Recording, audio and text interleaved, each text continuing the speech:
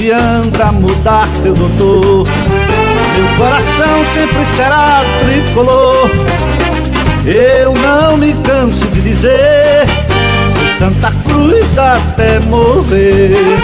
Não adianta mudar, seu doutor. Meu coração sempre será tricolor. Eu não me canso de dizer Santa Cruz até morrer. É o mais querido, o mais aplaudido, nossa emoção ele traduz. Toda criança chora quando nasce, mas eu nasci gritando Santa Cruz. Toda criança... Fala, galera coral, boa noite. Beberibe 1285 hoje, com mais um programa Beberibe Analisa. Hoje a gente tem aí a honra de trazer Fernando Ferreira, fundador da Pluriconsultoria. A torcida do Santa Cruz conhece bem o Fernando. E hoje a gente vai ter a honra, o prazer de tê-lo aqui conosco, para a gente falar um pouco de lei do mandante, clube empresa, de gestão esportiva. Tudo que a gente não sabe, o Fernando vai ensinar para a gente hoje aí, para a gente ter conhecimento, né? E já queria agradecer ao Fernando pela disposição, a disponibilidade, o pronto atendimento. Obrigado, Fernando. Boa noite, seja bem-vindo. Boa noite, meus caros. Boa noite, prazer estar aqui conversando com vocês. Aqui uma satisfação falar principalmente para o público aí do Santa Cruz aqui, um clube, sensacional, com uma história impressionante, um tamanho impressionante aí. E também falar do que está acontecendo no futebol brasileiro, né? Faz tempo que a gente não vê tanta movimentação, né? Falta de emoção aí a gente não tem, né? Mas, enfim, estou à disposição aqui no frio de São Paulo, né, cara? Não tô. Você está em Londrina, né, rapaz? Tá passando mais frio que eu aqui ainda. Mas os nossos amigos que estão em Recife, que inveja de vocês, viu, rapaz? Primeira cidade maravilhosa que é Recife. E eu sou um carioca, nascido no Rio, perdido aqui no Rio de Janeiro, que cresci em Curitiba, né? Até aí diz, você está acostumado com o frio? Não tô, cara. Não quero nem voltar, não quero passar perto. Quando vem esse frio aqui, eu já quero sair correndo. Mas, enfim, estou à disposição, pessoal. Ok, Fernando. Boa noite, Matheus. Tudo bem? Boa noite, Gera. Boa noite, André. Nosso convidado aí, Fernando. Muito boa noite. Seja muito bem-vindo. E venha a Recife assim que possível, viu? Dê uma passadinha por aqui, depois vá ali para Porto de Galinhas, estamos num banho de mar bem bom, e volta para o seu frio. A gente não está querendo frio por aqui, não. Boa noite a toda a galera coral aí. Vamos embora, a pauta hoje é muito interessante, é uma pauta que a gente vê para o futuro de Santa Cruz, já que o presente está tão difícil, vamos falar de futuro, vamos falar aí sobre essas novas leis, novas legislações que estão sendo feitas aí. Beleza, Matheus. Boa noite, André, tudo bem com você? Boa noite, Gerailton. Boa noite, Matheus. Boa noite especial ao Fernando Ferreira da Pluri. É uma satisfação, Fernando, tê-lo aqui conosco. E um assunto que está realmente, né, à vista de todos, que é o clube empresa, como é que se dá, de que forma é feito, né, quais são os trâmites. E, sobretudo, a nossa visão aqui, Fernando, é se esse modelo, né, ele é viável a um clube, né, da história e da própria formação do Santa Cruz Futebol Clube. Eu acho que é mais ou menos isso que a torcida espera, né, e quer saber da gente se esse modelo pode pegar no Santa ou não. Enfim, vai ser um debate, uma conversa muito boa, muito proveitosa, e estamos aqui para isso. Um abraço a todos e boa noite. Obrigado, André. Pessoal, compartilha aí, vamos trazer a torcida coral aqui para dentro, porque é um assunto que a gente desconhece, essa é a grande verdade, a gente escuta, ouve falar, né? E aí começa as redes sociais pegarem fogo, né? Vale a pena, não vale a pena? Então, a gente trouxe um especialista, um cara expert no assunto, né, que fala com propriedade. Todos nós aqui somos fãs do Fernando, nós acompanhamos as lives, o trabalho dele, né? E eu quero só deixar registrado que o Fernando ele é um economista com especialização em pesquisa de mercado e marketing esportivo, né, um especialista em economia e negócios do esporte e palestrante em mais de 200 eventos falando sobre economia, esportes e empreendedorismo. Né? Fundador do Grupo Pluri, né, onde tem a Pluri Consultoria, a Exima, a FUT, e sócio fundador da SportView. É isso, Fernando? É isso, perfeito. É isso. Perfeito, né? É exatamente isso. Fernando, antes da gente entrar de fato na pauta, eu queria trazer algo que ficou registrado na torcida do Santa Cruz por você o ano passado. Talvez não fosse nem a sua intenção, mas era um momento em uma live que você falava com o atual presidente da época, Constantino Júnior, né? E aí eu lembro que eu estava nessa live e aí o chat virou aquela enxurrada de aprova estatuto. Né? Eu me lembro. Você lembra? Bem. Claro. Né? Do nada a galera invadiu, né? Era um momento do ápice ali das eleições. O Tininho ficou desconcertado na live, rapaz. Ele não sabia o que fazer. Exatamente. E aí, rapaz, você foi um autor de uma frase ali. Talvez você não lembre, mas talvez lembre, né? E eu vou falar o que você falou naquele momento, e aquela frase ecoa até hoje nos ouvidos da torcida. Você falou assim: o Santa Cruz é o maior potencial reprimido do futebol brasileiro. Essa foi sua frase, Fernando. E eu queria, assim, claro que a gente não tem muito tempo, mas baseado em que você traz uma frase dessa falando a respeito do Santa Cruz? Eu queria que você explanasse um pouco essa frase para a gente depois entrar na pauta de vez. Olha, eu podia ficar aqui discorrendo meia hora sobre o assunto, mas eu vou ser muito cirúrgico e objetivo. É basicamente por dois motivos que são mensuráveis. Né? Uma é o seguinte: o tamanho da torcida. Né? Que torcida tem, que clube com o tamanho da torcida do Santa Cruz está na situação que o Santa Cruz está? Nenhum. O Santa Cruz é o maior clube numa situação fora do lugar que tem hoje no futebol brasileiro. Né? É um clube que deveria estar na primeira divisão. Né? Esse é o ponto. Né? E segundo é o seguinte: é uma torcida, além de grande, engajada. Torcida grande e engajada é aquilo que todo mundo deseja. Pô. Né? Quando a gente fala, você vê o seguinte: a gente fica avaliando aqui potencial de consumo de torcida, que no final é tamanho versus bolso versus interesse, né? Para falar de um jeito bem simples. Né? E você olha e vê clubes muito grandes, né?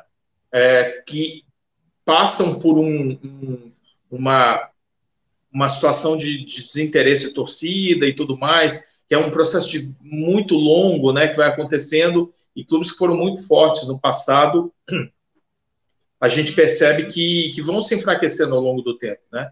E o Santa Cruz é um clube que, tem uma torcida alucinada, né? Alucinada pelo clube, né? Com um nível de engajamento assim completamente fora da curva. Então a gente olha para clubes aí que são gigantes aí, quem dera os caras terem torcedores com esse nível de interesse que parece que não é alterado pela má fase, né?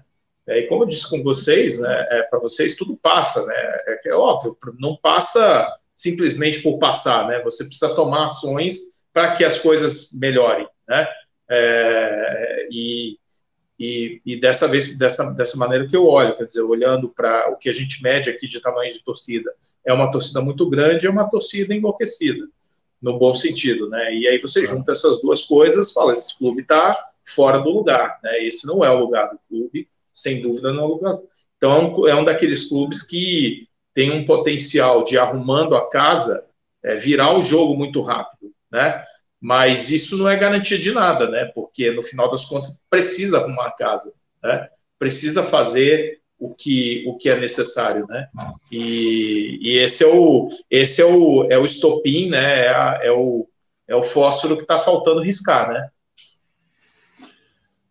Rapaz, a gente achava que ia arriscar agora, mas continua molhada, não só o fósforo, a caixa inteira. A caixa inteira, Fernando. Olha, como é difícil, cara, sabe?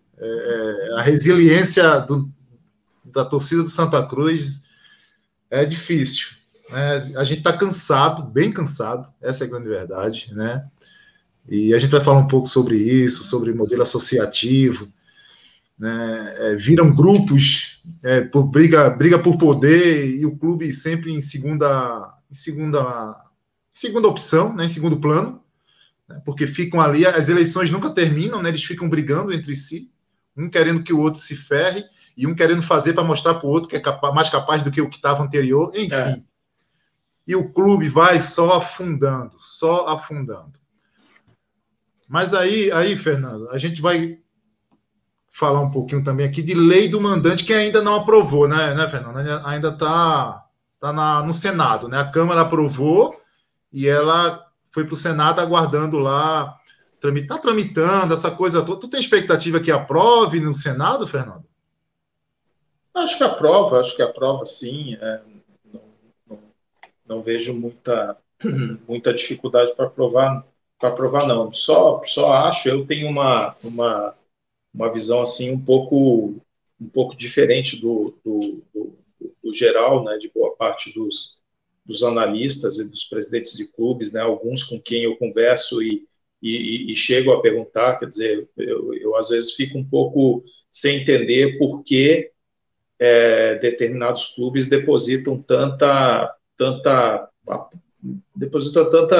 expectativa em cima da lei do mandante. Eu não tenho essa visão realmente de que ela representa toda a mudança e de uma visão prática de quem negocia direito de transmissão na prática, né?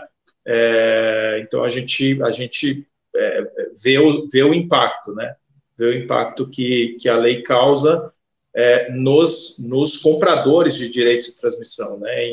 Inclusive num cenário que é um cenário muito complexo esse agora, em que os compradores, a gente vai sair de um modelo de Globo, né, para um modelo em que você tem muitos potenciais compradores e que a própria Globo não tem mais o interesse em ser a única compradora, né? Ela já deu todos os sinais, né? Alguns clubes parecem que não querem enxergar, ela está dando todos os sinais há um bom tempo de que ela não tem mais o interesse de ser única detentora de direitos, né? Ela vai ser um player a mais e no meu modo de ver, ela está certíssima na estratégia dela. Agora, isso tem uma relação com a lei do mandante. Isso tem relação, a lei do mandante, ela não é essa virtude toda que veio para salvar, para democratizar e limpar o ambiente, dar liberdade para os clubes. Isso é uma falácia, entendeu? Ela tem algumas vantagens e tudo mais, mas a gente poderia viver sem ela, como também viveremos com ela, e também não é o fim do mundo. Só não é uma mudança de paradigma. Ela decisivamente não pode ser colocada no mesmo nível da lei do clube-empresa, por exemplo, que essa sim é uma mudança de paradigma. Essa muda o cenário. A lei do mandante, ela não muda o cenário, ela cria elementos aqui, oportunidades para alguns clubes, um deles pode ser o próprio Santa Cruz, né? Em alguns momentos, ela cria oportunidades para alguns clubes em alguns momentos, para outros ela não vai fazer muita diferença, e para os muito grandes, né? E aí está falando de dois, né? Flamengo, Corinthians, ela pode ser realmente uma oportunidade que, se for usada por eles, bal para todo mundo, entendeu? Então, ela representa um risco aí também que não dá para ser ignorado. Entendi. Bem, André, está com você aí. Fernando, basicamente, quais seriam as maiores, no gancho que você falou agora, tá? Mas especificando um pouco mais do que você falou, quais seriam as grandes vantagens e desvantagens dessa lei do mandante, né, que está tramitando agora no Senado? Eu acho que eu vou até tentar, André, exemplificar algumas vantagens assim. Então, por exemplo, você pega o próprio Santa Cruz na Série C, tá? O que acontece na Série C? Hoje ela ainda é transmitida pela DAZN, né? É o último ano do contrato da DAZN, que não será renovado, já se sabe, né? Ano que vem é uma complicação. A Série C tem uma coisa adicionalmente ruim pelo fato de que existe o contrato com a DAZN, mas os clubes não veem um centavo disso, né? O dinheiro vai todo para a CBF, né? Todo para a CBF, não fica um centavo para os clubes, né? Então, nesse caso, a lei do mandante seria positiva, porque o Santa Cruz, veja, é um clube de torcida grande, é um clube de interesse, né? E é um clube que pode, de repente, desenvolver uma plataforma de OTT própria, né? Um aplicativozinho para transmitir os jogos do próprio clube, né? E vender, por exemplo, os jogos que ele tem em um ano, né? Então, ele pode, por ser o Santa Cruz, né, o clube mais relevante ali na Série C, ele pode encontrar parceiros que estejam dispostos a fazer esse negócio com ele, né? O Manaus, por exemplo, e nada contra o Manaus, eu estou só exemplificando, mas um clube que tem uma torcida muito menor, vai ter mais dificuldade, porque mesmo ele tendo o mando do seu jogo, né, ele não tem muito apelo, né? Então fica mais difícil para... né? Então, eu citei aqui um caso em que a lei do mandante pode até servir de uma maneira individual para o clube, né? Qual é o caso? O caso é que se o clube for um clube que tenha interesse do mercado, né? Que ele seja relevante para o mercado e ele possa... e que ele esteja numa competição que não esteja com os seus direitos sendo negociados em bloco. Repara, são duas condições juntas, né? Como um caso, por exemplo, da Série C ano que vem. Ele pode chegar para a CBF e falar: CBF, você não vendeu esses direitos, deixa eu vender o meu, né? Então, para isso, a lei do mandante serviria, né? Agora, serviria para o Santa Cruz. Para os demais, é menos complicado. O Manaus teria que chegar para um detentor de direito e falar: olha, os meus jogos você não pode ter interesse, mas eu tenho aqui um jogo com o Santa Cruz, eu tenho um jogo aqui com o Criciúma, eu tenho um jogo aqui com, sei lá, com o Paysandu, entendeu? Né? Do time de menor expressão, né? Exatamente. Mas você repara, isso são puxadinhos, né? São puxadinhos, né? Agora, quando que eu vejo e converso com alguns presidentes, eu não vou citar o nome aqui, né? Mas veja, porque o importante é que a gente tenha a lei do mandante, mas que a gente negocie em bloco. Ora, se você vai negociar em bloco, você não precisa da lei do mandante. Exato. Você não precisa da lei do mandante. Você negocia em bloco. E aí está o ponto central aqui do que eu quero dizer. Os clubes brasileiros não têm uma tradição associativa. Todas as tentativas de liga no Brasil deram errado. Nós estamos, neste momento, em mais uma tentativa que até tinha uma cara de que teria mais chance de dar certo. Eu agora, nesse momento, já tenho um pouquinho mais de dúvida, tá? Mas acho que tem uma chance boa de andar agora. Mas, de toda maneira, os clubes brasileiros não têm uma característica, não são reconhecidos por serem clubes unidos. Ninguém aqui é unido, né? Então, você imagina uma seguinte situação. 24, os direitos do Campeonato Brasileiro terão que ser renegociados, né? Lei do mandante. Se o Flamengo, por hipótese, né, decide falar o seguinte: olha, o meu eu quero negociar a parte. Olha, a gente tem já um exemplo disso, que foram os clubes que negociaram com a Turner no Campeonato Brasileiro aí que vocês viram. Que é o esporte interativo, né? Exato, o esporte interativo. Mas, Fernando, aquilo foi bom porque os clubes ganharam dinheiro, não sei o quê. Ganharam dinheiro? Os clubes, o contrato ficou suspenso, os caras tiveram que entrar na justiça para fazer o contrato ser retomado. A Turner ficou uns 2 anos dizendo que não ia voltar para o negócio. Quando a Turner voltou para o negócio, ela voltou dizendo que, por conta da lei do mandante, ela teria direito a jogos que ela não tinha pago, porque quando ela comprou, nunca havia se falado em lei do mandante, ela sabia exatamente que ela tinha comprado aqueles 72 jogos lá, e ela não tinha direito a outros jogos mais. Depois ela chegou e falou: não, olha, saiu a lei do mandante, eu vou entrar com uma liminar, eu quero ter direito a mais jogos por conta da lei do mandante. Bom, no final das contas, o que a gente teve?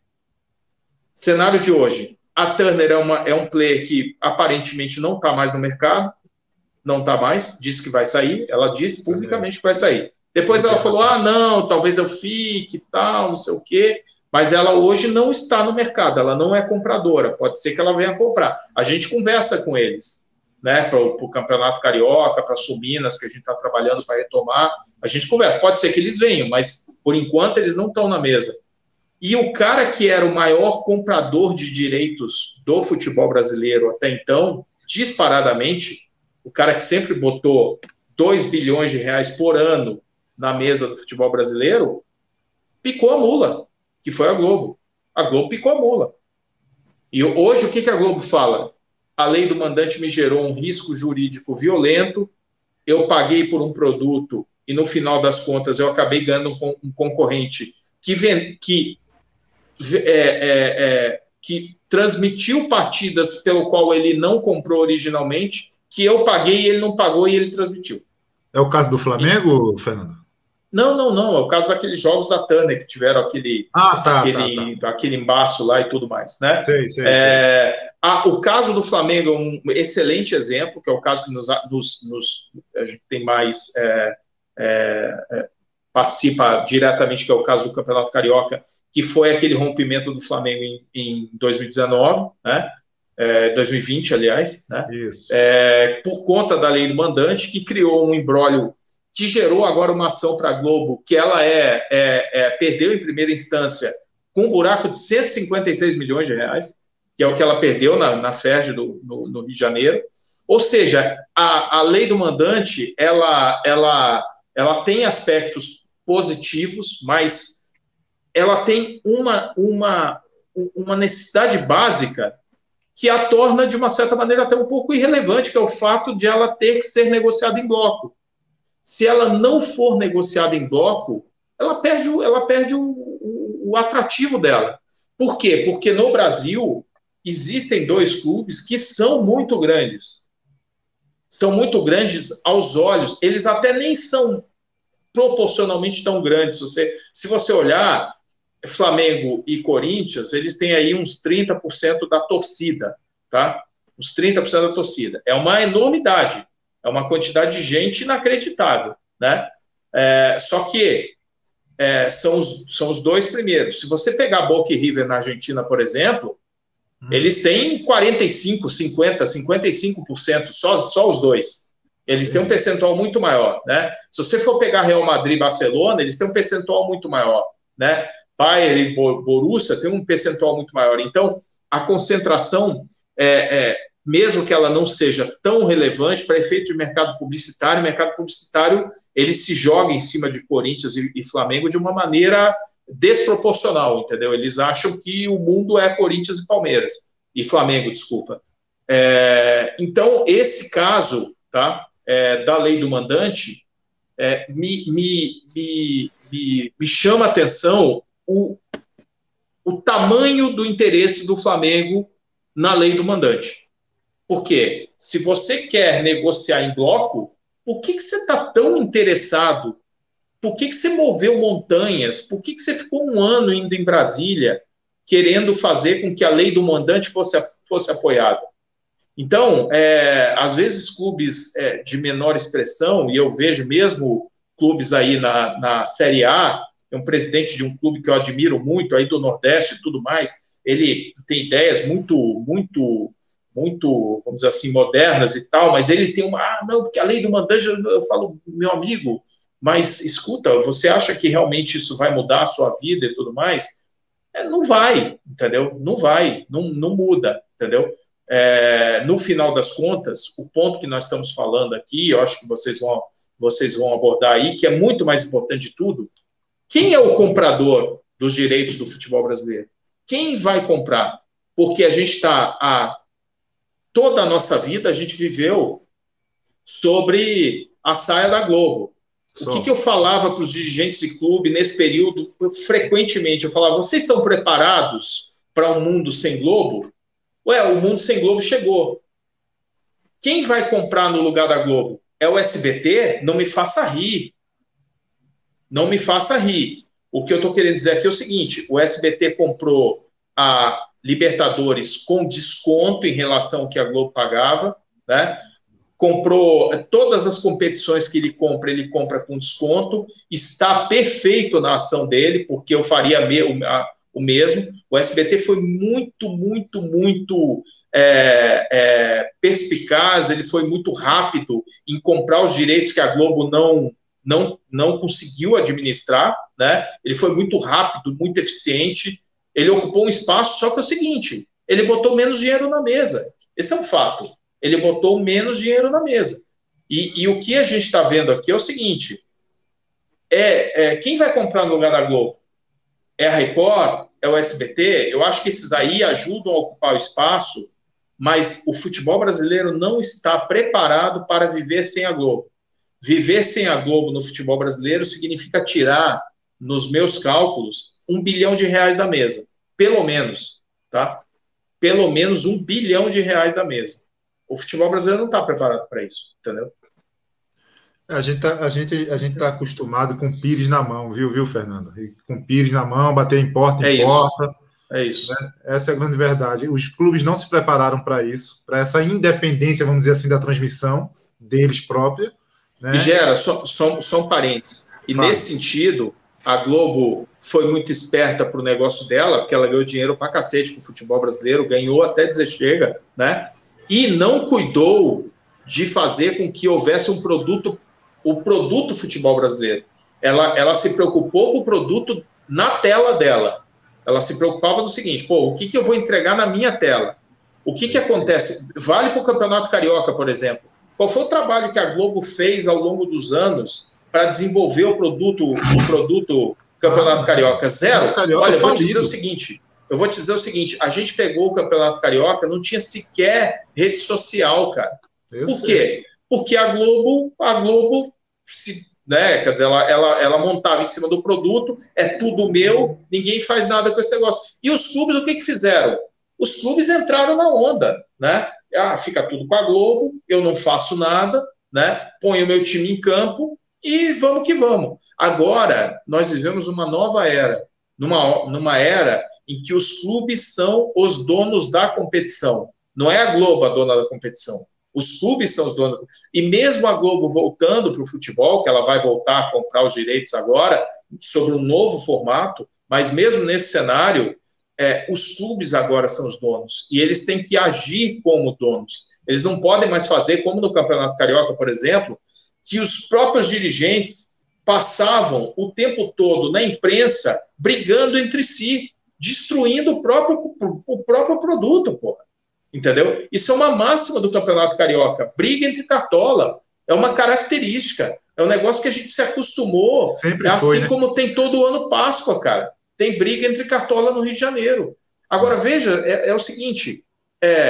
Isso a gente tem que ter na cabeça o seguinte. Quem são os astros de um campeonato? Os clubes, os jogadores e a torcida, queridos. É isso aqui. É clube, jogador e torcida. Cartola não é astro de nada.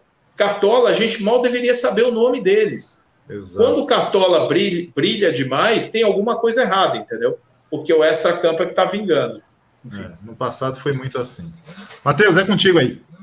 Essa questão que vocês estavam falando aí sobre o pires na mão, sobre a Globo não ter fomentado o futebol brasileiro, ela fomentou muito bem realmente seu produto. A qualidade de transmissão, você vê a diferença, falando especificamente do produto em transmissão, você vê realmente a diferença entre a transmissão da Globo com a transmissão da SBT, é uma coisa muito diferente, o nível de transmissão. E dentre outros aspectos do produto. Mas o que eu observo é que não existia a premiação de um bom trabalho. Observemos, por exemplo, tudo bem, o produto ele precisa ser oferecido à torcida, então quem tem mais torcida termina recebendo mais valores na venda, na negociação, que tem como barganhar melhor, mas observemos, por exemplo, esse é só um adendo, tá? O Corinthians, que é um dos clubes que mais recebe verba de direito de transmissão, e como o clube está endividado, como o clube não está conseguindo render um bom futebol. Então, acho que isso, para mim, é também fruto dessa falta de de fomentar o produto Campeonato Brasileiro, o futebol brasileiro. Mas minha pergunta é a seguinte, a gente tem agora, com essa possível aprovação da lei, a questão da venda do direito de transmissão e da transmissão também, talvez, via streaming, enfim, inclusive o Atlético Paranaense já está fazendo essa transmissão via streaming próprio, né, o aplicativo próprio. Como é que você vê essa questão? Lembrando que agora a gente vai entrar os players como TikTok, Facebook, Amazon, enfim, diversos streams vão chegar junto nisso. Como é que você vê essa negociação? Você já falou que vai ser em bloco na maioria dos times, que esses contratos vão ser renegociados em 2024, com quem já tem contrato, por exemplo, não é o caso do Atlético Paranaense, que inclusive está transmitindo o seu stream através de streaming por conta de uma decisão judicial. Mas como é que você vê o nível de negociação dos clubes com essas plataformas de streaming, especificamente? Pergunta excelente. Vamos lá, vamos separar. Então, vamos pegar um caso do Atlético Paranaense que diz um pouco sobre a questão da lei do mandante, né? Que ele se aproveitou disso para efetivamente colocar o produto no ar.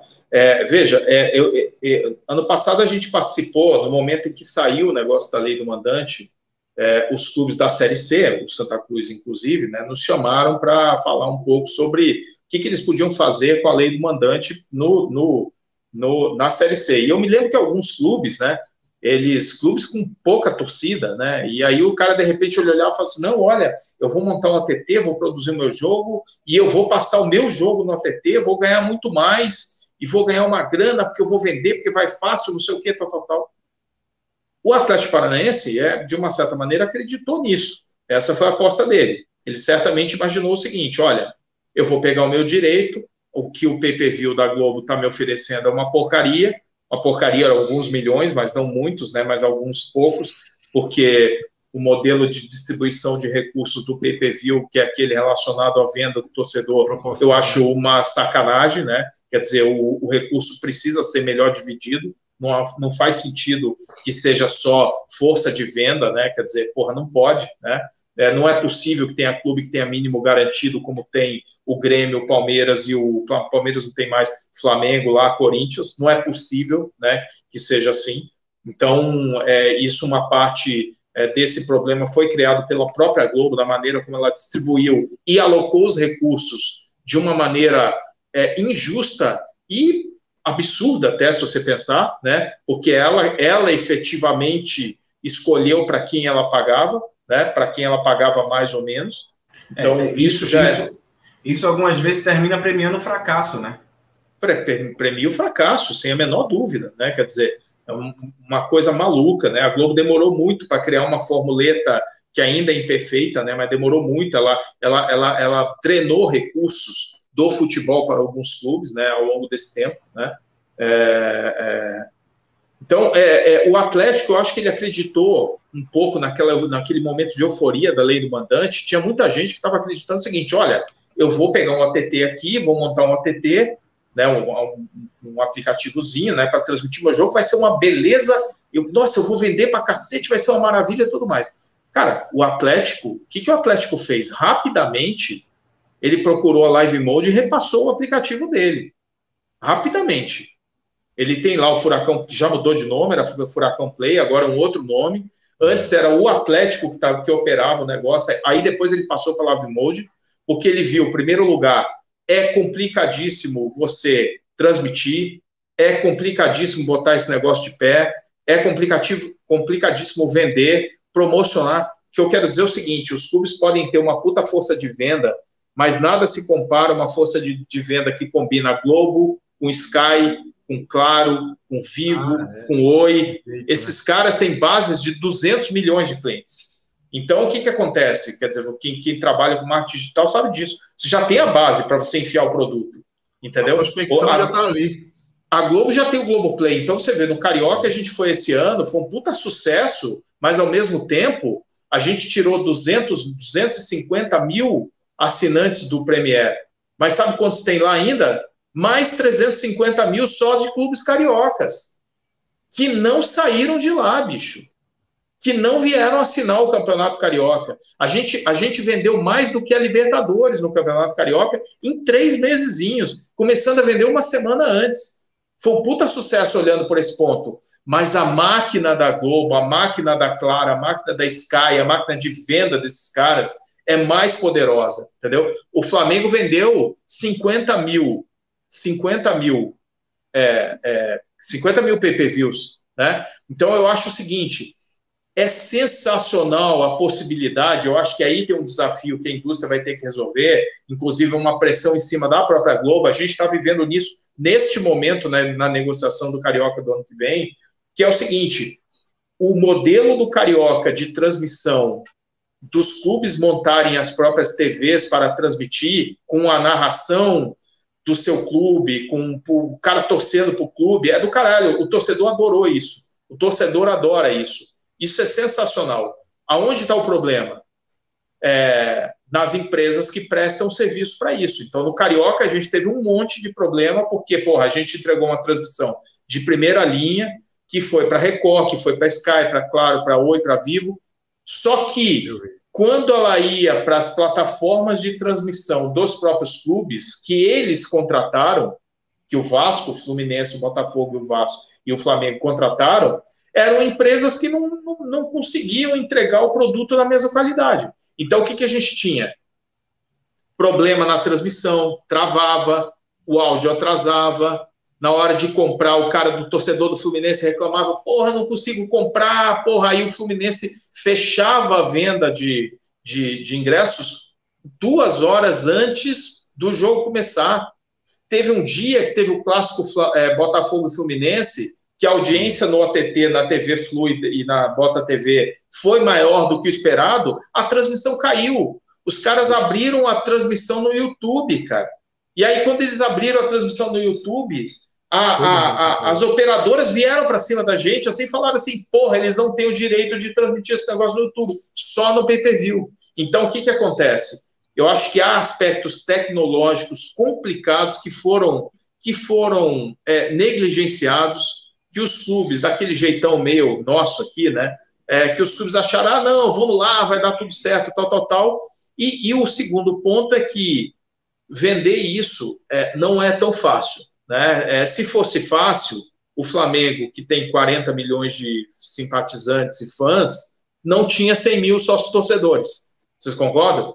Claro. O cara que tem 40 milhões de torcedores, como é que o cara tem 100 mil sócios torcedores? Ele teria muito mais. Qual é a dificuldade? A dificuldade é essa mesmo, cara.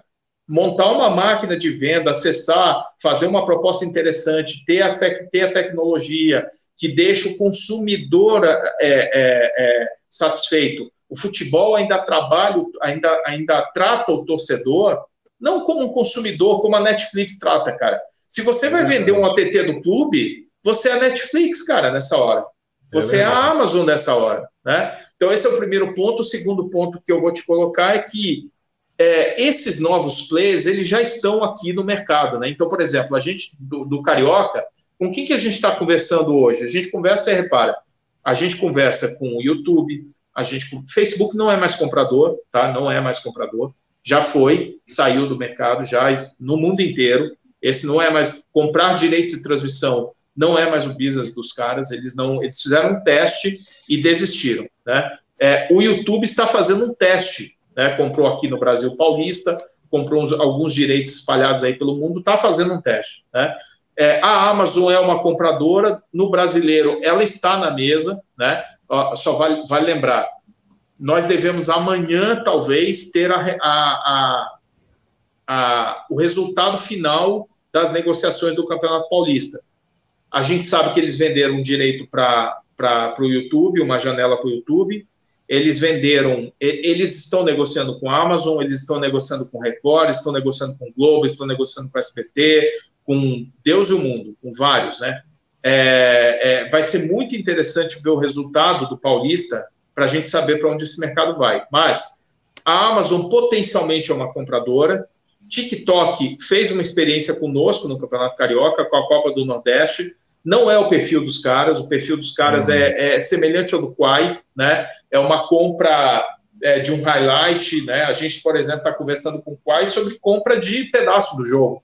Eu quero os 5 minutos finais, eu quero um highlight, eu quero a entrada em campo, eu quero rapidamente os gols e os melhores momentos muito rapidamente para passar, entendeu? Então, esses são pequenos direitos de transmissão que vão começar a ter valor, né? Que entram, assim como o betting, os direitos de transmissão de aposta, os direitos de transmissão de aposta no Brasil e lá fora, o internacional. Então, há vários pequenos direitos que no seu conjunto vão ter valor, mas quem são os compradores hoje? TV aberta, Globo, SBT e Record, né? Você tem ali na TV paga, que está perdendo, né, importância, perdendo assinante, né? Você tem a Fox, a Disney, né, a ESPN, você tem o Sport TV, esses aí não têm tido apetite para comprar, né? E você tem no streaming a Amazon, potencialmente, você tem a Eleven Sports está entrando no mercado, o OneFootball está entrando, você tem o YouTube, você tem acho que Paramount entrou no mercado, nós achamos que a Apple vai entrar também aí na frente, tá? E a distribuição do pay-per-view, né, que ela pode ser feita tanto pelas plataformas de TV a cabo, né, Sky, Claro, Vivo, né, a BrisaNet, né, quer dizer, todas essas plataformas que vocês têm que são no Brasil, e ao mesmo tempo as plataformas você pode distribuir no Mercado Livre, você pode distribuir no UOL, você pode distribuir na Paramount, você pode distribuir na Amazon, você pode distribuir em vários portais, né? Então, repara, do que eu estou falando aqui? Tem inúmeros compradores, inúmeras plataformas, inúmeras formas de venda. Isso tornou... Os clubes não estão preparados para esse cenário, repara? Eles não estão preparados para esse cenário, porque você colocou muito bem, o modelo do clube era pires na mão e troca de cheque, né? Ele sentava com a Globo numa mesa, eu tenho aqui esses direitos, me dá um checão, te dou todos os direitos, vou tratar do time. Exatamente. E os clubes estão descobrindo que eles não são um time, eles são um clube, porra. E vender e negociar os seus direitos de transmissão virou um negócio, cara, muito complexo, né? A partir deste ano aí é um grande desafio. Não é à toa que eles querem fazer uma liga agora, porque se eles não fizessem isso, no modelo anterior do senhor Caboclo, na CBF, a CBF ia tomar todos os direitos para si e ia negociar em nome dela, entendeu? Em nome dos clubes, mas ela ia ser a grande agência do futebol brasileiro e aí provavelmente ia ser para enterrar de vez, né, tudo. Beleza. Bem, eu acho que eu tenho mais uma pergunta aqui sobre a lei do mandante, relacionada ao Santa Cruz, né? Principalmente levando em consideração a situação que a gente está hoje aí, viu, Fernando? C com eminência de ir para D, né? Então, a C você já não tem cota, só tem passagens e hospedagens. Se for para D, acho que vai ter um cavalo para a gente levar o time a cavalo, não sei como é que vai ser isso, manivela. Enfim, você acabou respondendo em um dos seus comentários que para esse momento, principalmente no Santa Cruz, seria interessante ele ter o poder de negociar, desde que tenha preparação para isso, né? Como você falou, né?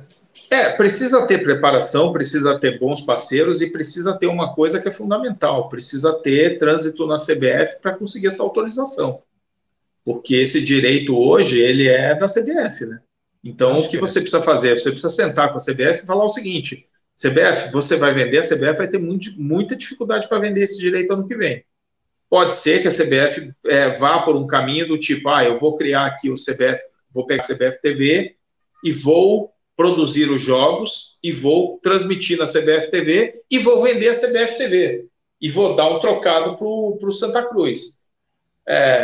Será que isso é o melhor para o Santa Cruz? Ou o melhor para o Santa Cruz é desenvolver um aplicativo do próprio Santa Cruz, né, com uma empresa de qualidade, e falar o seguinte: não, CBF, me dá um sinal aqui do jogo, né, que eu vou transmitir e vou vender para a minha torcida. E aí você vai vender o ingresso digital, entendeu?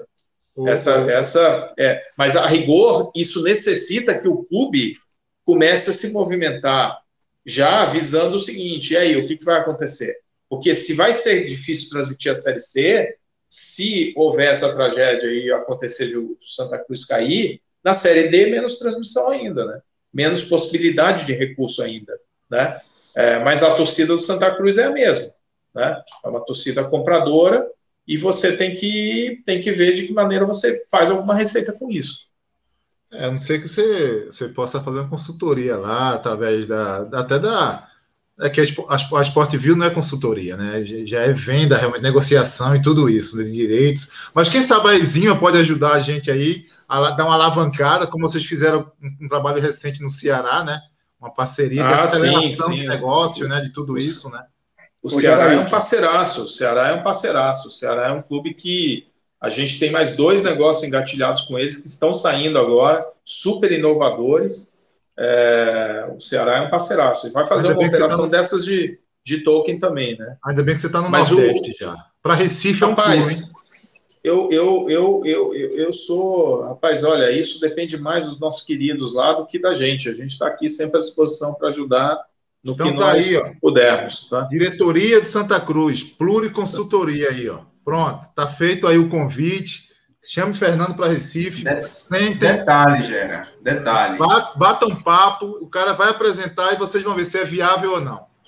Aqui na nossa audiência sempre tem membros do Conselho Deliberativo assistindo o nosso programa. Então, conselheiro que está assistindo, preste muita atenção nessas palavras. Leve isso ao conselho.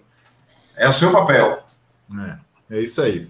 Bem, vamos entrar agora. Fernando, não sei como é que está o teu tempo aí, a gente se alongou. Eu tô à disposição. Tá divertido. De boa? Vamos lá. Então tá bom. Deixa eu só fazer um registro aqui. Deixa eu agradecer a uma pessoa que falou que não era para agradecer, né? Mas ela foi de uma sensibilidade, de uma educação para com a gente. Parece que conhecia a gente há muito tempo, que é uma das suas assessoras, eu acredito que deve ser uma das, a Luana Santos. Queria deixar o nosso abraço aqui, nosso agradecimento e nosso registro por tudo que Luana fez para que você estivesse aqui hoje. Obrigado, Luana, um abraço. Tá feito. Fernanda, ela falou que não queria, mas eu falei que iria fazer. Deixa aqui um abraço para ela também. A Luana é nota 10. Ela resolve tudo, rapaz. Foi fantástico. Bem, chegamos numa pauta agora que está aí, fomentando aí, né, muita coisa no Brasil, principalmente para os clubes que vivem em decadência, em situação financeira difícil a vida inteira, como o Santa Cruz, por exemplo, né?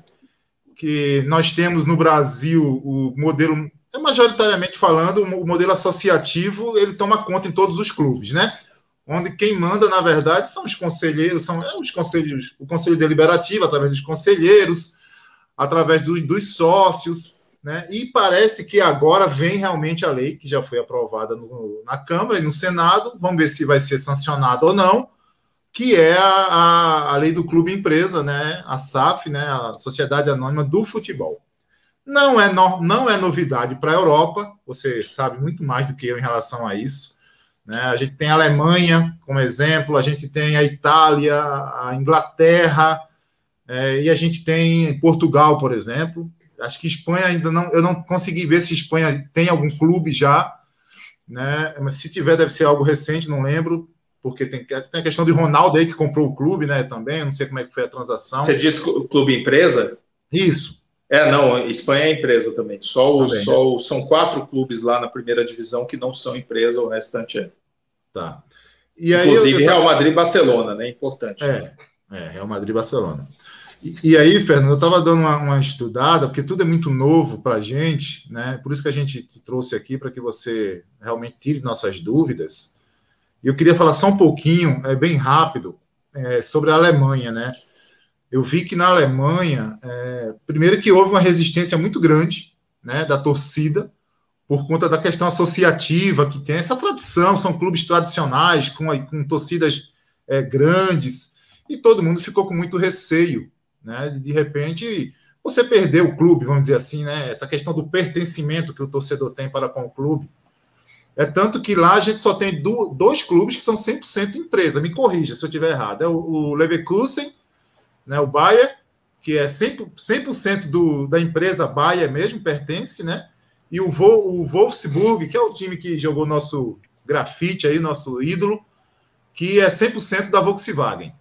O restante da empresa, dos outros clubes, tem vários modelos, né? Tem capital aberto, capital fechado, mas a maioria dos outros tem o percentual maior fica com a associação. É como se fosse 50 mais 1.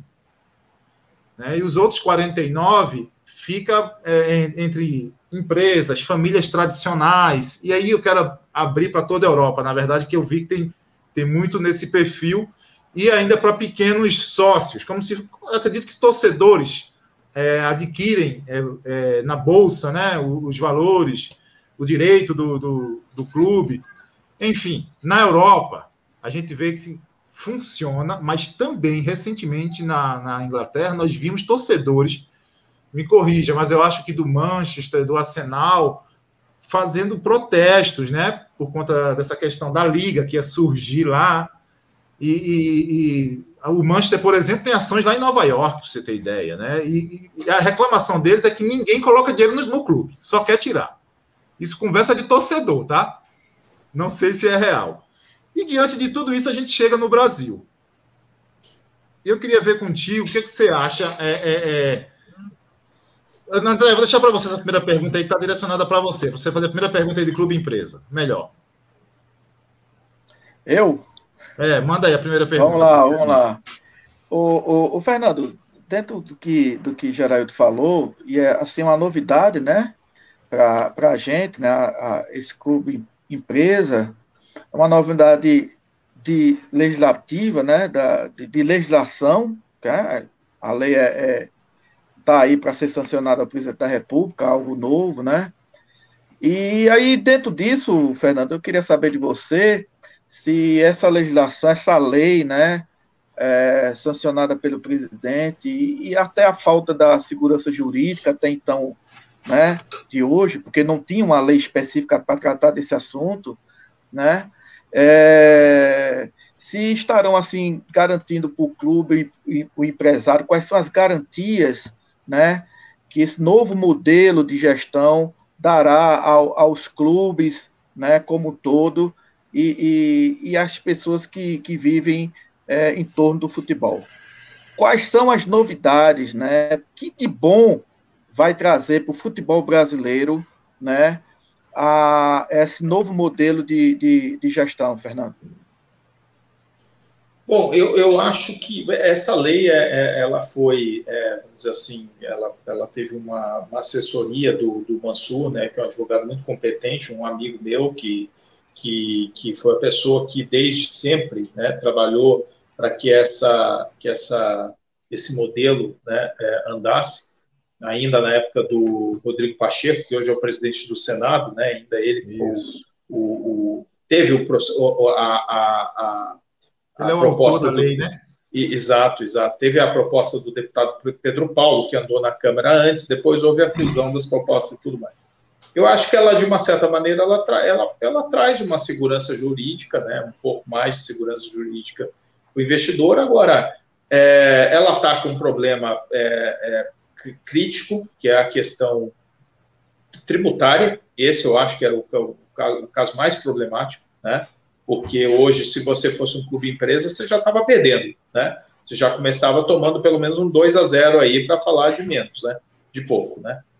Porque você pagava um imposto muito maior do que as entidades associativas. Então, você criar uma maneira de equacionar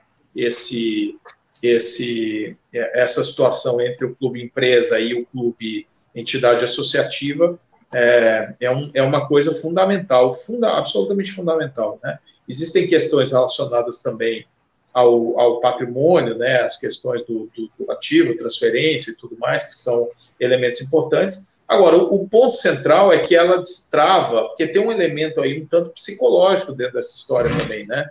Que é você ter uma legislação que faz com que os clubes, agora realmente eu vou pensar se eu vou fazer, eu vou me movimentar. Eu vejo isso como um grande xadrez, né? acho importante, ao contrário da primeira proposta do projeto do Pedro Paulo, do deputado Pedro Paulo, que na ocasião eu até me manifestei publicamente que tinha uma proposta bizarra, que era de obrigar os clubes a virar empresa, que era uma proposta absolutamente bizarra, né? Essa é uma decisão soberana de cada clube tem que saber aonde que o calo aperta, né? Ele tem que saber o que a sua comunidade aceita, o que a sua comunidade não aceita. Então, eu vejo, por exemplo, o Cruzeiro, um clube absolutamente preparado, Botafogo, para virar empresa por ninguém, não tem mais resistência, todo mundo quer, né? Agora, vai falar isso lá no Grêmio, vai falar isso lá para o Internacional, eles te tocam de lá, né? Isso não é um assunto que está na pauta. Cada clube tem a sua realidade, né? Sua realidade, né? Há muitos modelos, né? Há inúmeros modelos aí que você pode seguir, né? Mas eu acho que o ponto central a partir de agora é o seguinte: que tipo de modelo, né? E que tipo de investidor cada clube vai querer. Mas há aqui um fator que é preciso deixar bem claro para vocês, se vocês pensarem do ponto de vista do Santa Cruz, e vou aproveitar, já usar o exemplo que você usou do modelo alemão, tá? Eu acho o modelo alemão um modelo que funciona na Alemanha. Boa. Eu acho ele impossível para o Brasil. E vou dizer por quê. Porque na Alemanha, a Alemanha é um país que tem um histórico de cumprir regra, cumprir contrato, compliance, rigor financeiro, transparência, controle antifraude. É a Alemanha, né, pô? É a Alemanha. Então lá, quando eu chego e falo o seguinte: olha, eu vou fazer um acordo com o Bayern, e todos vocês citaram o exemplo, o Bayern, não o Leverkusen, o Bayern de Munique, ele tem 25% do seu capital pertencente a 3 apoiadores: Allianz, Adidas e Audi, né? Exatamente. 8,3% para cada um, né? Para cada um. Esses caras sabem que o Bayern, a associação Bayern, tem um nível de governança do cacete. Pode sair o presidente A, o presidente B, o presidente C, o presidente D, que o clube vai funcionar, que é uma beleza. Que eles vão cumprir contrato, que não vão rasgar o dinheiro dos caras, que não vão fazer maluquice, que não vão quebrar o clube, que não vão roubar. Eles sabem que é assim. Então é o seguinte: existe confiança, existe credibilidade. Traz isso para o Brasil. Isso não existe. Nenhum gringo que tenha o mínimo de sanidade mental, e não tem investidor qualificado que não tenha sanidade mental, né? Nenhum gringo vai botar dinheiro em clube brasileiro, nem no Atlético Paranaense, que é o mais bem gerido. O Petralha ainda tem essa expectativa, né? Nenhum clube vai botar dinheiro num clube de futebol no Brasil se não tiver o controle. Então, a gente fala com os investidores lá fora, a gente fala com os conglomerados, que são os grandes conglomerados que vão investir no futebol aqui no Brasil, né? Esses conglomerados, esses grandes investidores, eles só vão colocar dinheiro aqui no futebol brasileiro se eles tiverem controle. Mas pode ser que o Flamengo abra capital na Bolsa de Valores. Pode ser. Pode ser que o Flamengo ele tem tamanho, ele está num trabalho de confiança no mercado brutal, ele está realmente numa fase inigualável, né? Então pode ser que daqui a pouco ele faça um IPO, que ele consiga cumprir todos os trâmites da CVM e tudo mais, faça um IPO, e aí o investidor lá fora compra ações, porque ele sabe que vai ter órgão regulador em cima, tem Banco Central, tem CVM, tem não sei o quê, tem investidor, tem todo mundo em cima, e aí ele compra. Mas numa situação convencional, considerando os clubes que têm histórico de problema de governança, histórico de problema com alternância de poder, histórico de problemas, né, com falta de transparência, esses investidores eles não vão colocar dinheiro. Agora, aí vem o ponto. Oi. Depois do seu ponto, eu vou colocar um adendo aqui, talvez nosso modelo tivesse que ser um pouco mais parecido com o modelo italiano. Talvez. Usando o exemplo do Milan, por exemplo, que teve todo aquele problema com o imbróglio lá com o Berlusconi, depois veio o investidor chinês, que também não deu certo, e agora está sobre a administração de um fundo de investimento americano, não é isso? Isso. Isso. Exatamente. Hedge fund. Então, como é que você vê esse tipo de investimento lá que está sendo feito no Milan? Será que caberia aqui? Porque também a gente sabe que na Europa a Itália é um país um pouco mais parecido com o Brasil, né? Mas assim, Matheus, aí não é diferença de modelo, né? No final das contas, você só tem 3 modelos, né? Você tem o associativo, você tem o misto e você tem o dos investidores, né? Que pode ser 100%, pode ser 20%, pode ser 10%, pode ser 8%, pode ser o arranjo que for possível, né? Então, quando você vai, por exemplo, para a Inglaterra, que é um país em que todo mundo é empresa, basicamente até a 3ª divisão, tem Exato. 2 casos, né, que não são... você tem... olha, existem 14 nacionalidades de investidores diferentes só na Premier League. 14 nacionalidades. Uau. Então, você tem um clube que tem investidor italiano, tem um fundo americano, tem investidor italiano e tem um sheik árabe e tem um bilionário tailandês, né? E tem essas misturas, né? Então, você tem muita mistura, né? Nesse caso mesmo do Milan, né? Quer dizer, ele teve o Berlusconi como donão. Aí depois vieram os gringos, né? Teve chinês, teve um indonésio também que botou uma graninha ali, aí um saiu, o outro quebrou, aí o Hélio teve que tomar o dinheiro de volta porque os caras quebraram, não conseguiam mais botar o dinheiro. Inter de Milão está acontecendo agora com a Suning. Está acontecendo agora com a Suning. A Suning quebrou o clube na China, que é uma empresa de shopping, né? Quer dizer, porra, que não tem nada a ver com futebol, né? Como esses conglomerados chineses, né? Que eles põem dinheiro no futebol. Teve a onda chinesa passou, né? Eles estão saindo, né? Os árabes, eu costumo dizer, quando falarem assim, eu tenho investidor árabe, puta, cara, investiga tudo, porque os investidores árabes realmente bons são pouquíssimos e eles, em geral, não estão atrás de negócio pequeno. Eles estão atrás de negócio muito grande, né? Agora, falso sheik tem uma das histórias mais deliciosas da história do futebol, de business do futebol.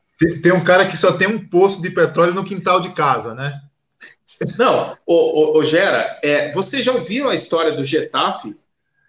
Vocês já ouviram a história do Getafe? Não. Cara, velho, não. O Getafe tem uma das histórias mais do caralho possível quando se fala em business, né, em negócios de futebol. O que aconteceu? Os caras chegaram uns anos atrás aí, vai lá, acho que 2013, por aí, depois vocês procuram no Google, tá?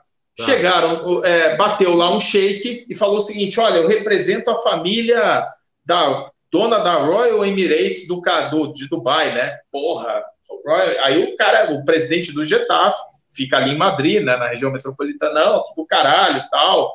Olha, nós vamos investir, quanto você quer? 80 milhões de dólares, 100 milhões de dólares? Nossa, nós somos os sheiks e tal. E aí eles levaram os caras lá pro Burj Al Khalifa, lá pro hotel, né, pros caras do Getafe, olha que do caralho, fizeram lá um coquetel. Tá parecendo Santa Cruz essa história, rapaz. E aí tinha um sheik vestido de sheik do caralho, daí ele não falava nada, ele ficava lá no canto, só ele fazia assim com a mão, tal, não sei o que, aquele gesto e tal, mas ele não falava nada, não pode chegar lá no sheik, porque o sheik, ele tem que, ninguém pode chegar perto. Aí tudo bem, aí volta para a Espanha, então vamos fechar, não sei o que, tal. Aí, porra, leva o sheik para conhecer o Getafe, tem foto do sheik aí na internet, é do caralho essa história. Aí o sheik, aí o sheik vai lá, sempre isolado, não fala com ninguém, ele só faz movimento com a cabeça, assim, tal, tem vídeo, é do caralho. Rapaz, no final sabe o que era a história? Os caras eram uns estelionatários de Barcelona. O sheik era um camareiro de um hotel, um brasileiro, velho. O sheik era brasileiro, velho.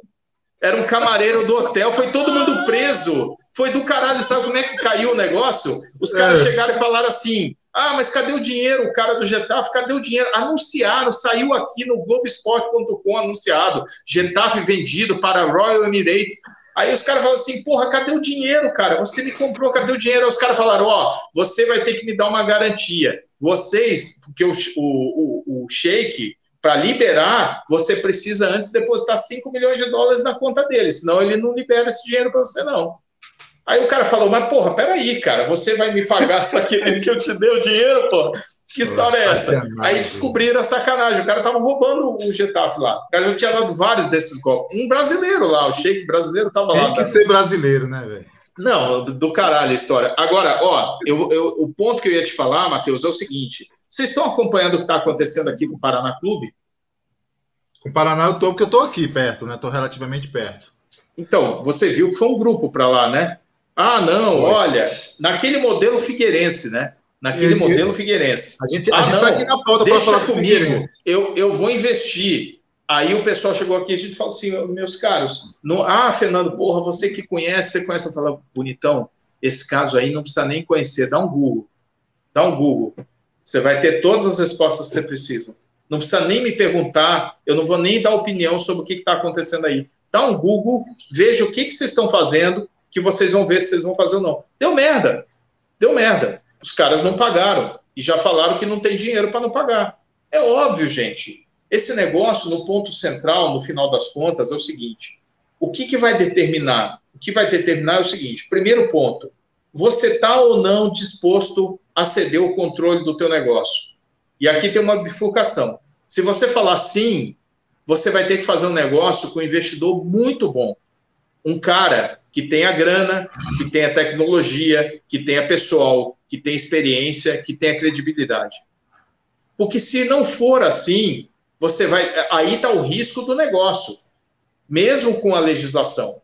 Você pode chegar e falar o seguinte, ó, vou pegar o Santa Cruz aqui, o cara do Paraná chegou aí e falou o seguinte, olha, deixa comigo, eu vou assumir o Paraná, você vai entregar 51% vou assumir o Santa Cruz, você vai entregar 51% do controle do Santa Cruz para essa empresa, né? E os caras não têm experiência, não têm dinheiro, aí daqui a pouco estão atrasando. E aí é o que aconteceu com o Figueirense. Vocês viram a tragédia que foi lá. Eles fecharam com os caras que falaram o seguinte, olha, vou investir, hein? Deixa comigo. Mas os caras, mas quem é o teu investidor? Olha, é sigiloso, eu não posso falar. Mas peraí, porra, você está vindo aqui comprar, você tem que me dizer quem é. Não, se você falar isso, o investidor vai embora. Não tinha investidor porra nenhuma. Não existe isso. O que os caras estavam apostando? Os caras estavam apostando que se eles tivessem a cartinha dos caras dando a ele os direitos, eles iam no mercado vender. Só que não vende. Por quê? E aí é o terceiro ponto que eu quero colocar para vocês. Esse é um grande desafio. O Cruzeiro fala, eu estou pronto para virar empresa. Aí o Botafogo fala, eu estou virando empresa. O ponto que eu coloco é o seguinte, e quem vai comprar? Quem vai comprar? Porque o ponto aqui é o seguinte, você vai gerar oferta no mercado. O Brasil é o maior mercado do mundo baseado em modelo associativo. O modelo associativo já não é mais predominante em nenhum mercado maduro no mundo. Os dois únicos mercados que sobraram, que são predominantemente associativos, que têm relevância, são Brasil e Argentina. Só sobrou esses dois. O que eu quero dizer aqui é o seguinte, antes da Covid, os investidores não tinham o que comprar, porque a primeira divisão, a segunda divisão da Inglaterra estava inteira comprada, primeira e segunda divisão da França praticamente, Itália toda comprada, Espanha toda comprada, Alemanha não podia comprar, Portugal até a segunda divisão comprada, não tinha equity, como a gente dizia. Então, só o seguinte, tinha fundo americano querendo comprar e tudo mais, só que não tinha o que comprar. Só que o que acontece? Com a Covid, agora essa situação não está assim. Hoje, os investidores voltaram a ter opção. Eles compram um clube em qualquer lugar, inclusive na Inglaterra. Inclusive na Premier League você pode comprar se você tiver dinheiro hoje. Hoje tem vendedor lá. E o que eu estou querendo dizer com isso? Que os clubes brasileiros vão a mercado no momento em que o mercado está ofertado. Vocês entendem? E aí vem o seguinte, quem vai ser mais atrativo? Você vai ter dois tipos de investidores basicamente aqui. Aqueles clubes que vão olhar para o mercado brasileiro como um fornecedor de matéria-prima, e aí é mais ou menos como a compra do El Torque, que agora é Montevideo City, pelo City, né, Futebol Group. Lembra quando eles compraram o clube aqui no Uruguai? né? O objetivo ali era o seguinte: eu quero ter um clube que vai ser uma fábrica de jogador, né? Então a gente vai ver dois tipos de investidores aqui no Brasil. O investidor que está de olho em fábrica de jogador, né?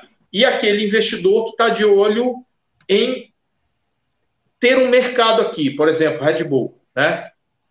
Eu quero ter um clube para crescer, para um clube para ser de primeira divisão, um clube para disputar Libertadores, um clube para estar nas melhores competições e ser sustentável. E aí um misto também, né? O Brasil, como é um país que fornece muito jogador, é lógico, a Red Bull, né? Os caras, tem aqui uma fábrica de jogador para abastecer os outros clubes deles no mundo.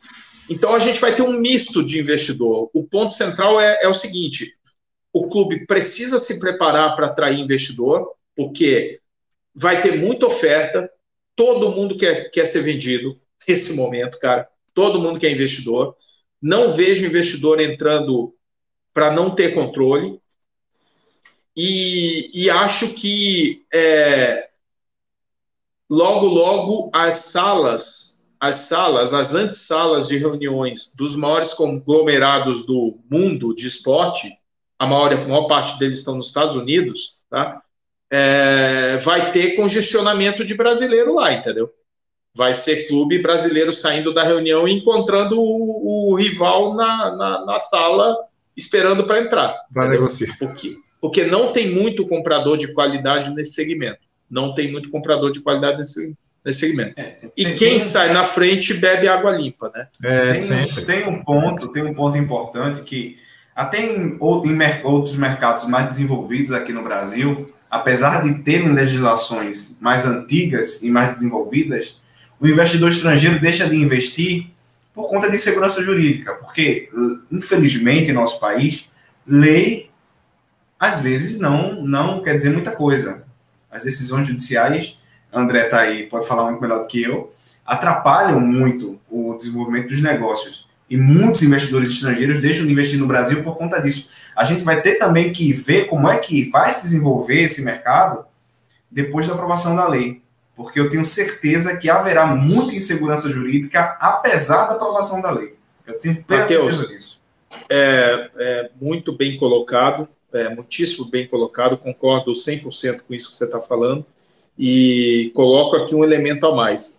Não adianta, repara, existem os 3 M's, né, que determinam o sucesso de um clube de futebol, né, em escala global, que é a marca dele, quem ele é, Real Madrid, Barcelona, Escambau, né? O mercado, que na essência são as competições que você disputa, e o acesso ao outro M, que é a matéria-prima, jogador, né? Como é que você se estrutura para ter acesso aos melhores atletas ao custo menos proibitivo possível. E aí, eu coloco o segundo ponto para adicionar essa tua excelente colocação, que é a seguinte.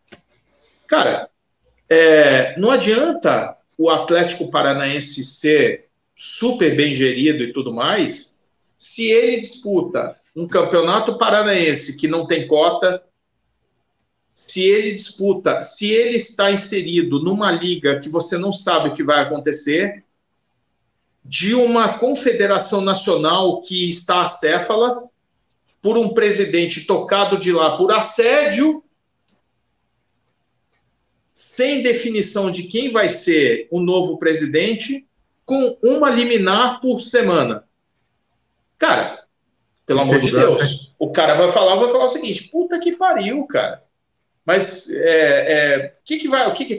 num cenário em que a CBF, por exemplo, nunca se preocupou e isso sempre ficou na mão da Globo, absurdamente isso sempre ficou na mão da Globo e não da CBF, em garantir não só uma maior equidade de distribuição entre as séries, mas entre os clubes da mesma série, mas entre as séries. Não é possível que a menor cota de receita de um clube da Série A seja 40 milhões e a cota da Série B seja 7.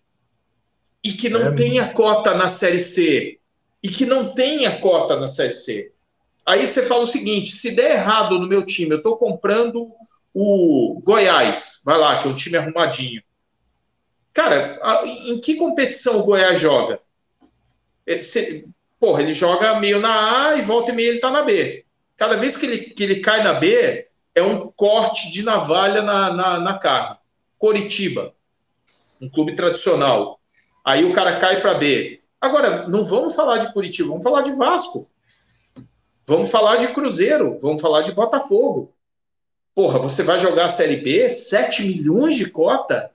A segunda divisão brasileira, 7 milhões de cota? Pô, tu tá de sacanagem, cara. Entendeu? Então você precisa ter um ecossistema mais interessante, porque o cara fala assim, beleza, Atlético Paranaense, você tá bonito pra caralho, você tá uma beleza, tal. E se você cai pra segunda divisão? Puta, se cai pra segunda divisão é tragédia. Aí o investimento do cara, toma uma navalhada. Então esse risco financeiro desvaloriza os times. Desvaloriza os times, porque é o pires na mão. É pouco comprador, muita oferta global e clubes com problemas, cara. Clubes que não resolvem a sua lição de casa. Então, qual é o ponto aqui que fica pro Santa Cruz? O Santa Cruz precisa se organizar, porra. O Santa Cruz precisa arrumar a casa. O Santa Cruz... Agora, eu faço aqui uma ressalva ao meu querido Gera aí, os amigos torcida do Santa Cruz, que tem um carinho muito grande e uma paixão pelo clube, e às vezes ele pergunta, ele fala assim, porra, eu não quero que o meu clube seja vendido, eu não aceito que o meu clube seja vendido, porque se esse meu clube for vendido, ele vai roubar a alma do meu clube. E tudo isso não dá para dizer que não há razão no que se fala. Mas o ponto é o seguinte, o teu clube já não tem dono? O teu clube já não tem dono? Peraí, o Santa Cruz... Eu sei que tem umas figuras dentro do Santa Cruz que estão lá há 200 anos e que não saem de lá e que mandam no clube, às vezes ficam meio, passa aí um mandatinho, aí passa, o cara já volta dono do clube. André Sanches não é o dono do Corinthians, Eurico não foi o dono do Vasco, claro. O Juvenal não foi dono do São Paulo, o Mustafa não foi dono do Palmeiras, e com detalhe, gente, não pagaram nada por isso, os problemas que criaram para os clubes não tiveram nenhuma responsabilidade, só ficaram com ônus, com bônus, não levaram nada do ônus, endividaram os clubes, quebraram os clubes e tudo mais, morreram, saíram de cena, só saíram quando morreram, veja o caso do Juvenal, só saiu do Corinthians quando morreu, Eurico Miranda, só saiu do Vasco quando morreu. Esses caras, eles são os donos dos clubes. Agora a pergunta é, para uma reflexão, o que você quer? Entendeu? E eu entendo aqui o seguinte, essa resposta é de cada clube.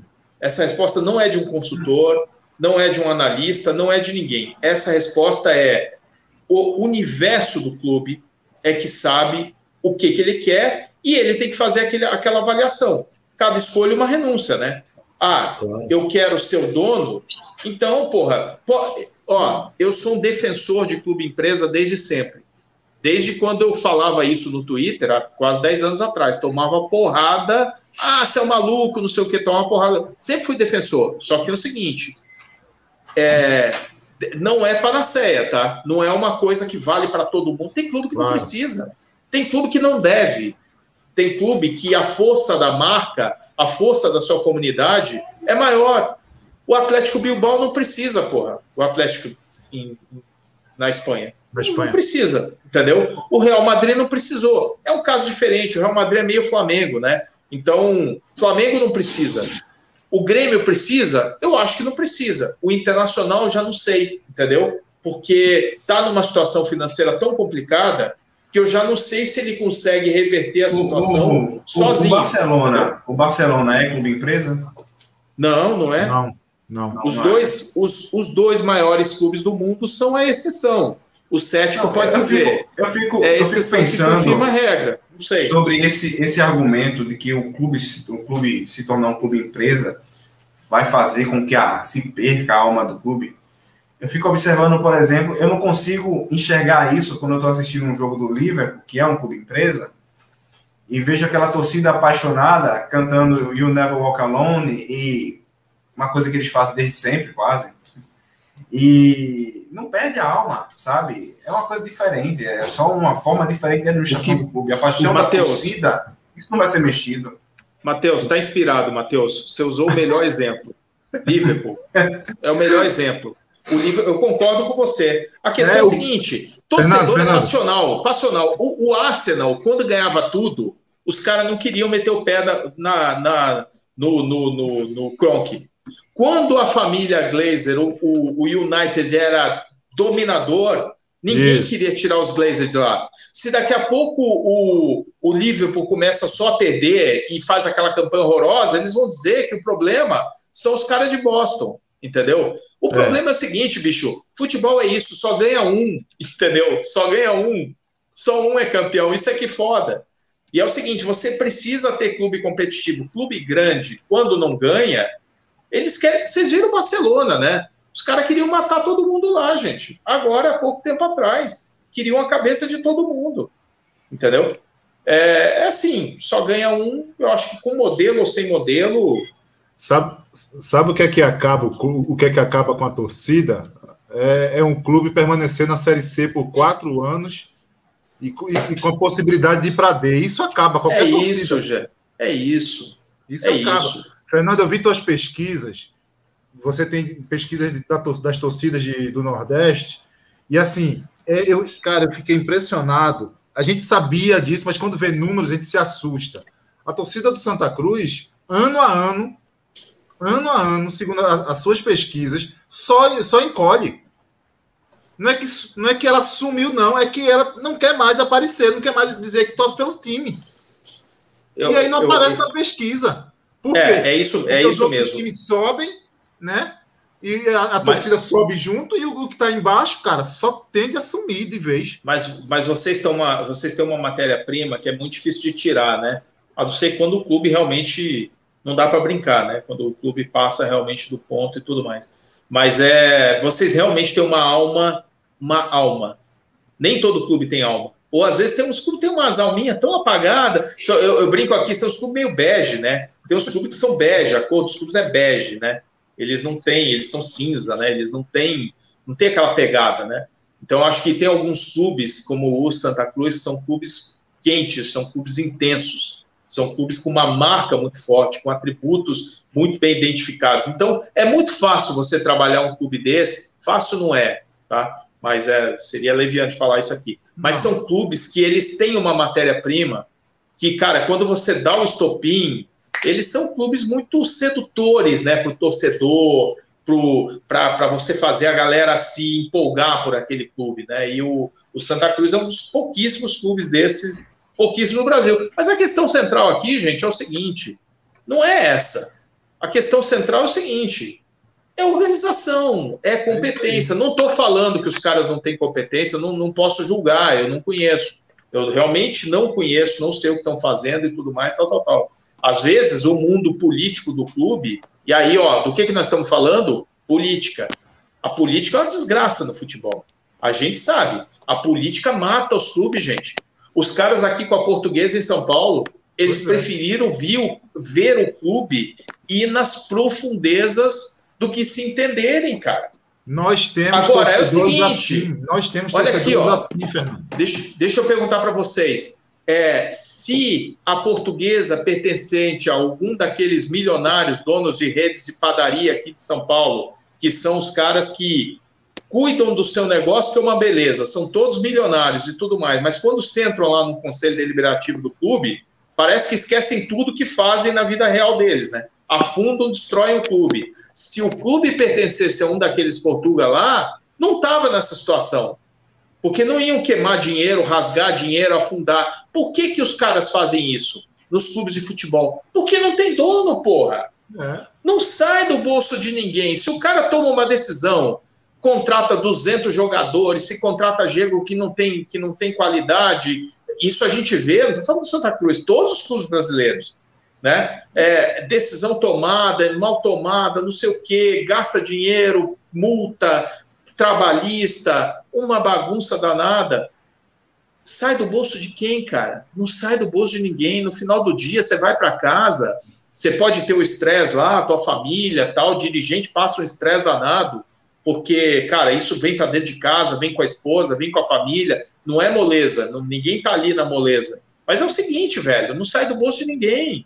No final do tempo, no final do dia, teu patrimônio tá mantido, você toca teus negócios e tudo mais. Agora é o seguinte, clube de futebol, repara aqui o seguinte, algum de vocês criaria uma empresa e colocaria para gerir essa empresa amigos que vão lá de vez em quando, que não têm experiência no negócio e que aparecem de vez em quando possível, para tocar a empresa de vocês? Se vocês tivessem uma empresa, vocês fariam isso? Se alguém que está nos ouvindo tivesse uma empresa, faria isso? Não faria. Por que acham que no futebol pode ser assim?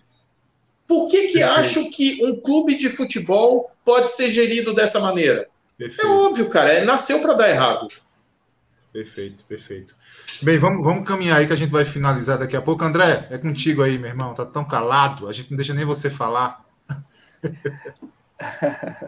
Ô, Fernando, eu queria que você nos dissesse como é que está sendo gerido clubes como o Botafogo de São Paulo, o Bragantino, Red Bull e o Cuiabá.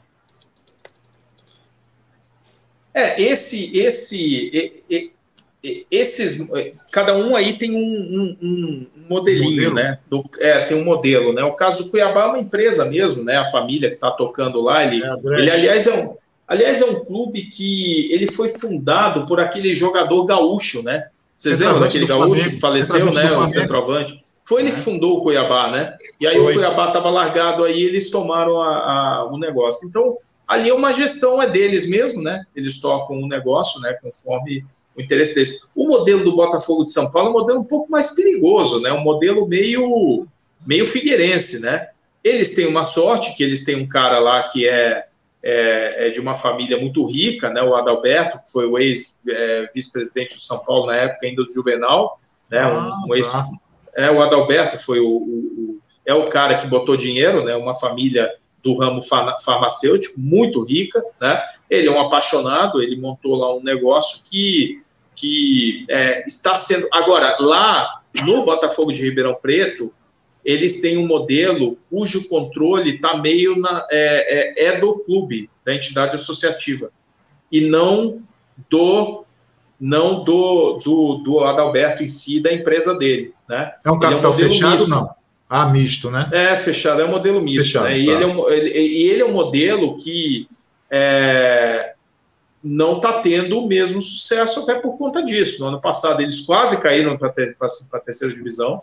Teve um momento, no ano passado, se eu não me engano, em que eles estavam, eu não sei se foi no passado ou no retrasado, eles estavam no G4 no final do primeiro turno, aí teve uma parada ali, teve uma competição, Copa América, alguma coisa, teve algum campeonato ali.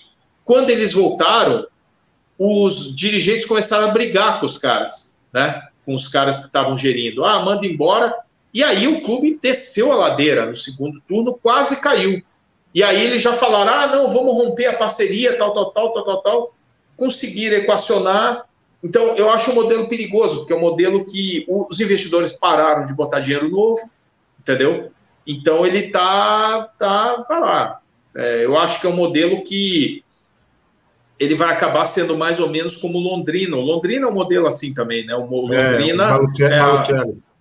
O Malucelli é o representante do investidor, que é a família Figuer, né? A família Figuer é o maior investidor ali no Londrina. Eles estão esperando agora o clube empresa para oficializar a compra, porque ele é um modelo associativo, o investidor que, se os caras quiserem, eles tocam o investidor, entendeu? Então, o investidor não tem segurança jurídica, mas também o associativo não quer tocar os caras, porque os caras também já não estão mais aí com o clube, porque está sendo tocado pelo Malucelli, entendeu? Mas exatamente. É um modelo meio mambembe, né? Um modelo mambembe. É no bigode, é no fio do bigode. É no bigode. No caso do Red Bull, cara, ali é aquela coisa, né, velho? Você imagina, né? 500 advogados, uma estrutura, uma Red Bull com uma marreta na mão, né? Ninguém vai andar fora da casinha. Muita grana para investir, ninguém vai ser louco, né, de Então, a família Chedi, que era,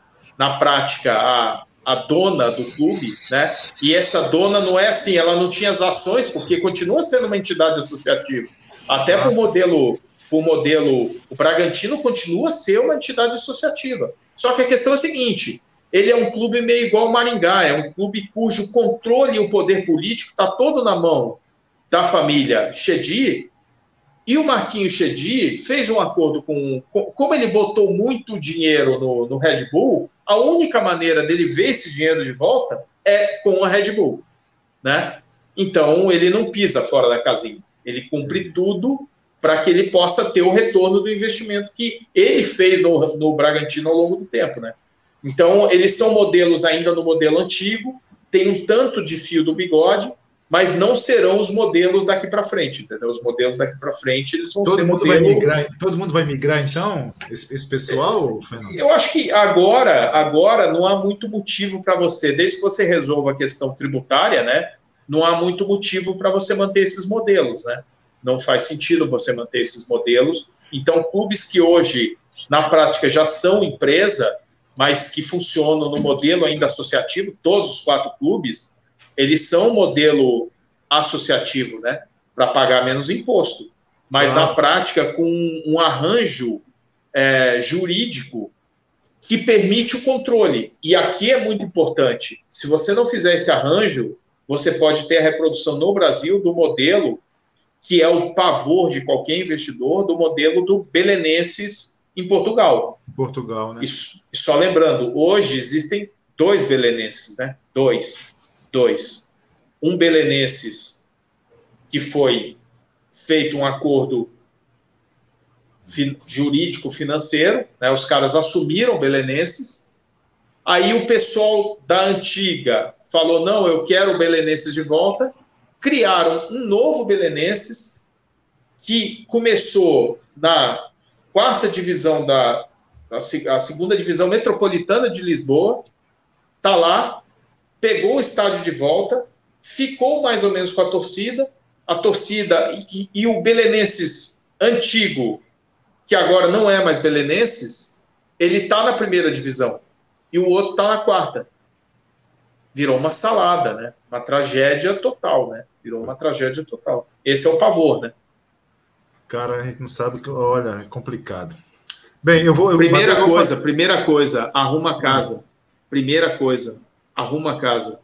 E aí, debate muito internamente para que as pessoas se convençam. Porque se o clube não se convencer, a comunidade do clube, como o Cruzeiro, ninguém discute mais, ninguém está falando, não quero ser empresa. Botafogo, ninguém fala mais. Eles chegaram a essa conclusão. Se a comunidade do clube não chegar a essa conclusão e você virar empresa, você vai ter oposição a vida inteira. Vira uma merda, velho. Vira uma merda. As pessoas não vão caminhar para o mesmo lugar, entendeu? Isso acontece hoje. Isso acontece nenhum hoje. Investidor de peso vai colocar dinheiro em algo que ele não veja a estabilidade. Se ele vê a possibilidade desse processo se reverter por conta de divergência, ele não vai colocar dinheiro. É isso. Investidor, tudo que ele gosta é de estabilidade, é de saber para onde ele está indo. Ponto final. Exatamente. Matheus, deixa eu só fazer um aqui, vou deixar a última para você, Matheus. Eu ia fazer justamente em relação ao Cruzeiro, Fernando. Pelo que eu vi, aí você me corrige aí, tá? O Cruzeiro bateu o martelo aí no Conselho, né? E aí foi maciça, a aprovação foi maciça, como você falou, porque foi discutido até chegar nesse modelo, né? Ficou 50+1 para a associação e 49 para o aberto, né?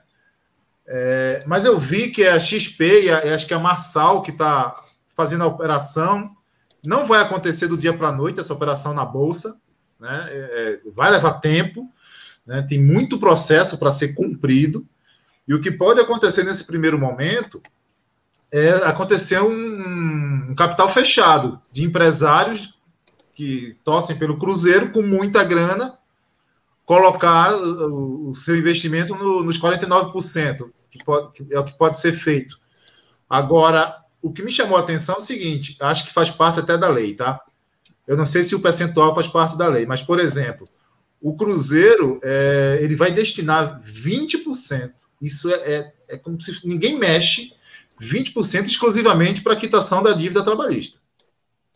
E o restante vai em base, né? O restante vai no elenco, né? Até porque o patrimônio e o imóvel vai ser gerido, continua sendo gerido pela instituição. E uma coisa que me chamou a atenção é a preservação do estatuto do clube, né? E aí eu falo de tradições, né? De cor, de escudo, de tudo isso. Você acha que o empresário, quando ele chegar, por exemplo, como fez no Red Bull, como fez no Bragantino, ele mudou o escudo, né? Mudou a cara do Bragantino, eu digo, em relação ao uniforme. Você acha que isso é possível também? Ou você acha que o investidor, nesse sentido, ele é tranquilo? Não, eu respeito o estatuto do clube, porque isso também mexe com a emoção do torcedor, entendeu? Eu acho essa a parte mais fácil de contornar. Eu acho, sinceramente, que, a não ser em casos muito específicos, como, por exemplo, um caso como a Red Bull, né, que é uma empresa cuja marca é muito forte para ela, né, mas a gente não vê nenhum outro player no mercado, potencial comprador com essa característica, nenhum, tá? Eu nunca vi isso ser uma objeção na mesa, tá? Não vejo hipótese nenhuma de alguém falar assim, não, eu quero que você mude o hino, eu quero que você mude a cor, eu quero que você mude... Não vejo, entendeu? Acho que isso tudo é contornável, nenhum investidor vai deixar de fazer um investimento por conta disso. A questão toda, de novo, eu acho que o modelo do Cruzeiro não vai funcionar, cara. Não vai funcionar. É isso que eu quero escutar, entendeu? Eu acho que não vai funcionar. Eu acho que eles fizeram uma coisa que é tipicamente brasileira, né? Aquela coisa de você tentar fazer as coisas gradualmente, né? Então, não, vamos fazer isso, já tomamos vamos fazer 49. Sabe o que vai acontecer? Eles vão ter dinheiro ruim na mesa. Porque a questão é o seguinte, é dinheiro bom ou dinheiro ruim? Eles podem ter isso que você falou, pode ser que venha o Pedrinho BH e compre 49% das ações do Cruzeiro. Eu acho que ele é apaixonado, mas ele não é louco. Ele é um cara multimilionário que ama o Cruzeiro, já botou muito dinheiro no Cruzeiro. E assim, eu vou vender 49% das ações. Lá Álvares Massal está lá cuidando, é uma firma de consultoria, né? Não vão vender, não é a praia deles. Eles vão fazer a parte, vamos dizer assim, commodity do negócio, né? Pode ser Álvares e Massal, pode ser a Ernst Young, pode ser a KPMG, qualquer uma dessas faria com competência, que é o seguinte, o manualzinho do negócio, fulaninho, você tem que fazer isso, a governança, gestão, estrutura, bababá, aquelas coisas que o investidor gosta de ver. Só que a questão toda é a seguinte, quem vai vender, né? Você vai ter que vender, então você vai ter que bater na porta da Quantum Pacific lá em Israel, você vai ter que bater a porta da Kronk lá em Los Angeles, né? Você vai ter que bater na porta dos grandes da AMC em Atlanta, né? Quer dizer, você vai ter que bater na porta dos grandes conglomerados que potencialmente vai ter que levar o teu produto para vender, né? E aí o ponto é o seguinte, o produto está judiado. Aí você fala para ele o seguinte, olha, eu preciso de muito dinheiro, tenho pouco para te entregar, tô ferrado, tá? E não te dou o controle. Putz. Aí o cara vai falar assim, aí é o seguinte, todos aqueles grandes, o dinheiro bom, o melhor, o que é o dinheiro bom? É o cara que tem dinheiro, que tem tecnologia, que tem recursos humanos, que tem experiência, que tem network, que abre porta e que te coloca no mundo no mundo top das galáxias do futebol, né? Então é o seguinte, esse cara vai falar assim, obrigado, mas eu não estou afim não. Posso até estar interessado no Brasil, mas ele vai olhar para o lado, tem 50 opções, né? Para comprar, na oferta. E aí é o seguinte, quem pode colocar dinheiro aí? Algum hedge fund pode colocar. Agora, vocês sabem, né? Hedge fund não entra para ganhar pouco, não vai entrar para... Quer dizer, tudo é proporcional, vocês sabem bem aí, né, cara? Cara, risco-retorno. Então é o seguinte, eu tenho um negócio com uma chance, com um upside pequeno, velho, eu não tô afim. Agora, se eu tiver um puto upside aqui, eu quero. Agora, para eu ter um puto upside, eu tenho que botar pouco dinheiro. Porque se eu botar muito dinheiro, o meu upside já não vai ser grande coisa. Porque a gente sabe que o futebol brasileiro tem um teto de receita. Então, você repara, é um cobertor curto. Então, eu acho assim que essa decisão do Conselho Deliberativo do Cruzeiro vai ser revertida e atualizada no futuro por uma pressão do próprio mercado. Porque se ele for no mercado hoje e for vender para investidor normal, ele vai vender 5% das ações, bonitão. Porque sem controle, né? Sem controle nessa situação. Agora você fala o seguinte: é o Flamengo, é o Palmeiras.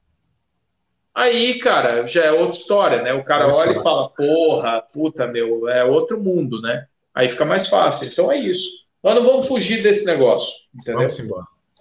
Matheus, é contigo para finalizar e liberar o homem. Tá sem som, Matheus. Na sua visão, Fernando, para finalizar aqui, trazendo para a realidade do Santa Cruz, organizando a casa, com todos esses adendos que você falou que a gente precisa fazer primeiramente, você vê o Santa Cruz como um produto interessante para se transformar em um clube empresa, e você vê possíveis investidores investindo no Santa Cruz, com toda essa tradição, com toda essa torcida apaixonada, com um pouco mais de organização. Como é que você vê o Santa Cruz nesse mercado? Eu vejo o clube com a matéria-prima necessária para isso, né? A matéria-prima é marca, é torcida, é perfil do clube, é alma, né? Futebol precisa de alma, né?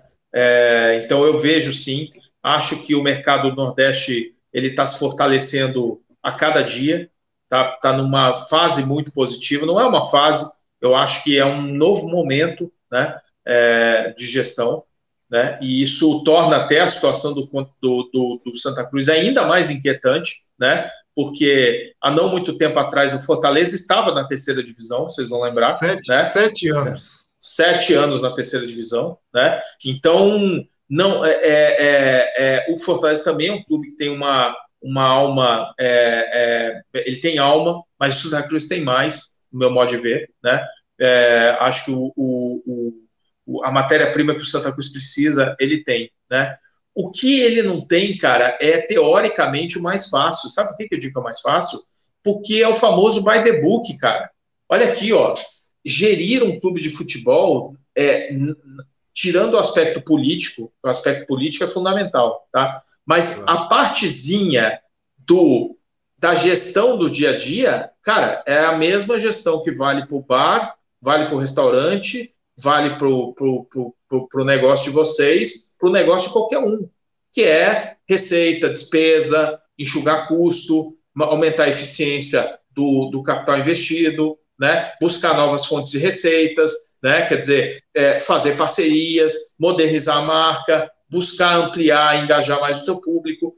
Isso tudo é by the book, não é rocket science isso aqui. Não. Ninguém está inventando a roda. Ninguém está falando, porra, isso aqui é magnífico, olha, eu inovei. Não tem inovação aqui, cara. Aqui é fazer o antiquadozinho, pegar o livrozinho e fazer o feijão com arroz, entendeu? Agora, é o seguinte, vocês têm um mundo político que não ajuda, mas quando aparece a chance, você não pode desperdiçar, bicho. Você não pode desperdiçar. Bicho, quando aparece a chance, que é a mudança, você não pode desperdiçar. Você tem que mostrar resultado rápido para você desafogar o mundo político, entendeu? E aí tem que ser um modelo choque e pavor, entendeu? Tem que ser um modelo muitas ações atropelando ao mesmo tempo, entendeu? É lógico, agora o ambiente está todo complicado, né? Está todo complicado. Mas o ponto é o seguinte, você me fala, o Santa Cruz é interessante para o investidor? Obviamente que é. Agora, precisa arrumar a casa. Hoje, se você chegar, o investidor vai falar o seguinte, tua marca é do caralho, mas espera aí, gente. Isso está um pântano. Isso vocês precisam arrumar a casa, entendeu? Arruma a casa e aí é onde que tá... Fernando, vou arrumar a casa, vou demorar, não sei o quê. Porra, tem que fazer o caminho de volta, cara. Tem que fazer o caminho de volta. Não é o caminho para a primeira divisão. Você precisa estancar a sangria e voltar para o ponto, inverter a curva, entendeu? Porque aí você entra no ciclo virtuoso. E aí é o seguinte, numa situação já melhor, fazer o trabalho de buscar investidor, de conscientizar o público internamente, quer dizer, é isso que nós queremos, nós estamos prontos para ter um comprador, desde que seja um cara de qualidade, que traga dinheiro, traga gente, traga pessoal, tecnologia, que abra a porta e nos coloque no outro patamar. Se nós queremos, vai atrás, porque marca, força, o clube tem. Mas vocês têm uma parte aí que vocês precisam fazer, que arrumar a casa, né? Arrumar a casa e enfim, esse é o D0. Esse é o D0. Vamos embora. Vamos lá na resiliência. Bem, acho que é isso, Matheus. Deixa aí tuas considerações. Depois, André. Fernando, deixa eu te perguntar. A Sport View pretende tocar outros campeonatos além do Carioca? A gente tá trabalhando, né? Inclusive, hoje tivemos até uma reunião com o próprio Cruzeiro e Galo e tudo mais. Nós estamos trabalhando a recriação da Copa Sul Minas, né? Porque os dois estados do Sul, Paraná e Santa Catarina, já são estaduais que já não têm dinheiro, né, de transmissão, né? Então tá se reproduzindo lá o que já aconteceu aqui no Nordeste e que vocês neutralizaram muito bem com a Copa do Nordeste.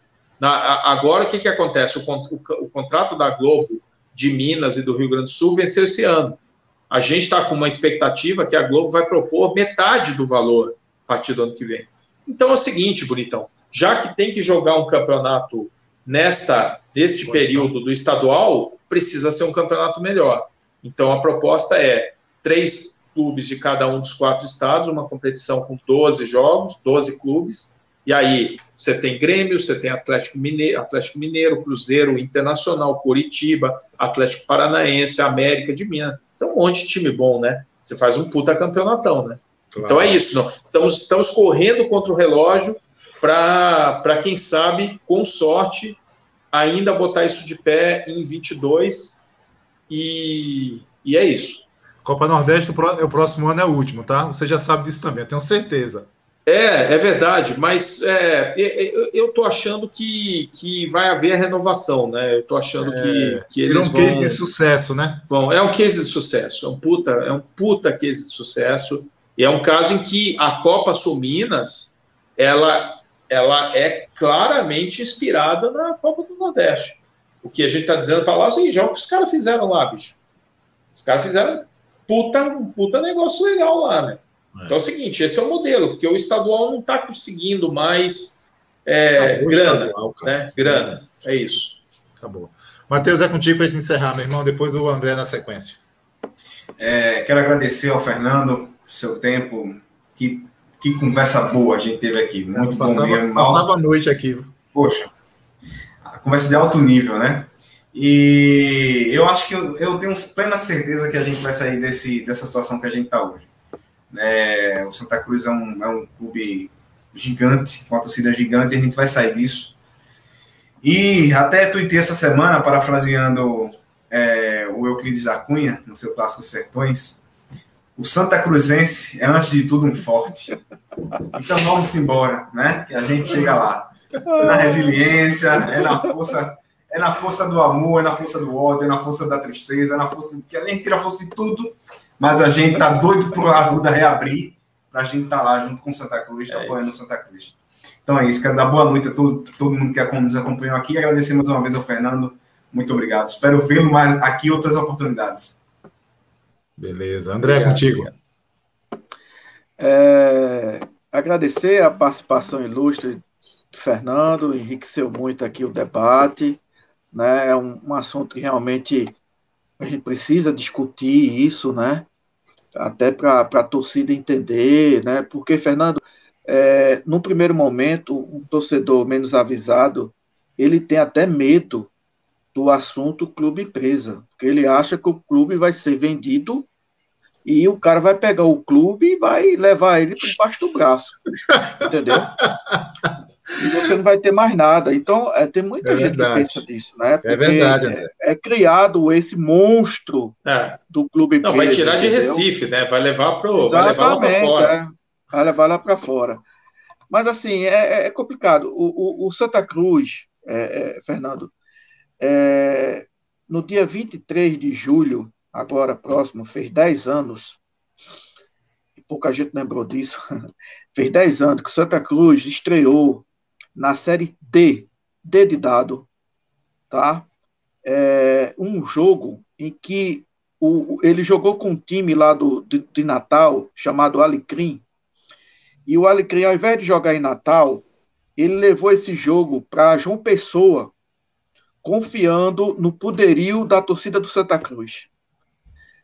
Você sabe qual foi o resultado desse empreendimento, Fernando? O Santa Cruz levou uma Vila Belmiro para esse estádio chamado Almeidão João Pessoa. Foi 16 mil pessoas num domingo chuvoso, de tanta chuva que tem uma cidade aqui de Pernambuco que é divisa com a Paraíba, chamada Goiânia. Foi muita chuva que a ponte caiu. Então, o que teve de torcedor na volta, o que teve de torcedor na volta do jogo, chegando em casa no outro dia, na segunda-feira, de 6 horas da manhã, 7 horas, a mulher fura da vida, achando que o cara estava em outro canto. Mas foi a pura realidade. E deixa eu só dar um dado a mais. Por que eu estou falando desse jogo? Porque esse jogo, inclusive, o Brasil estava jogando a Copa América lá na Argentina. Foi aquele jogo que a gente perdeu 4 pênaltis. Entendeu? E para completar, e é que eu quero chegar, esse jogo... Aquele pênalti do Elano, né? Exatamente, foi contra o Paraguai, salvo engano. Perdeu 4 pênaltis. O Fred perdeu um pênalti, enfim. O Elano chutou na lua. Tá. Foi nesse dia, eu estava lá em João Pessoa.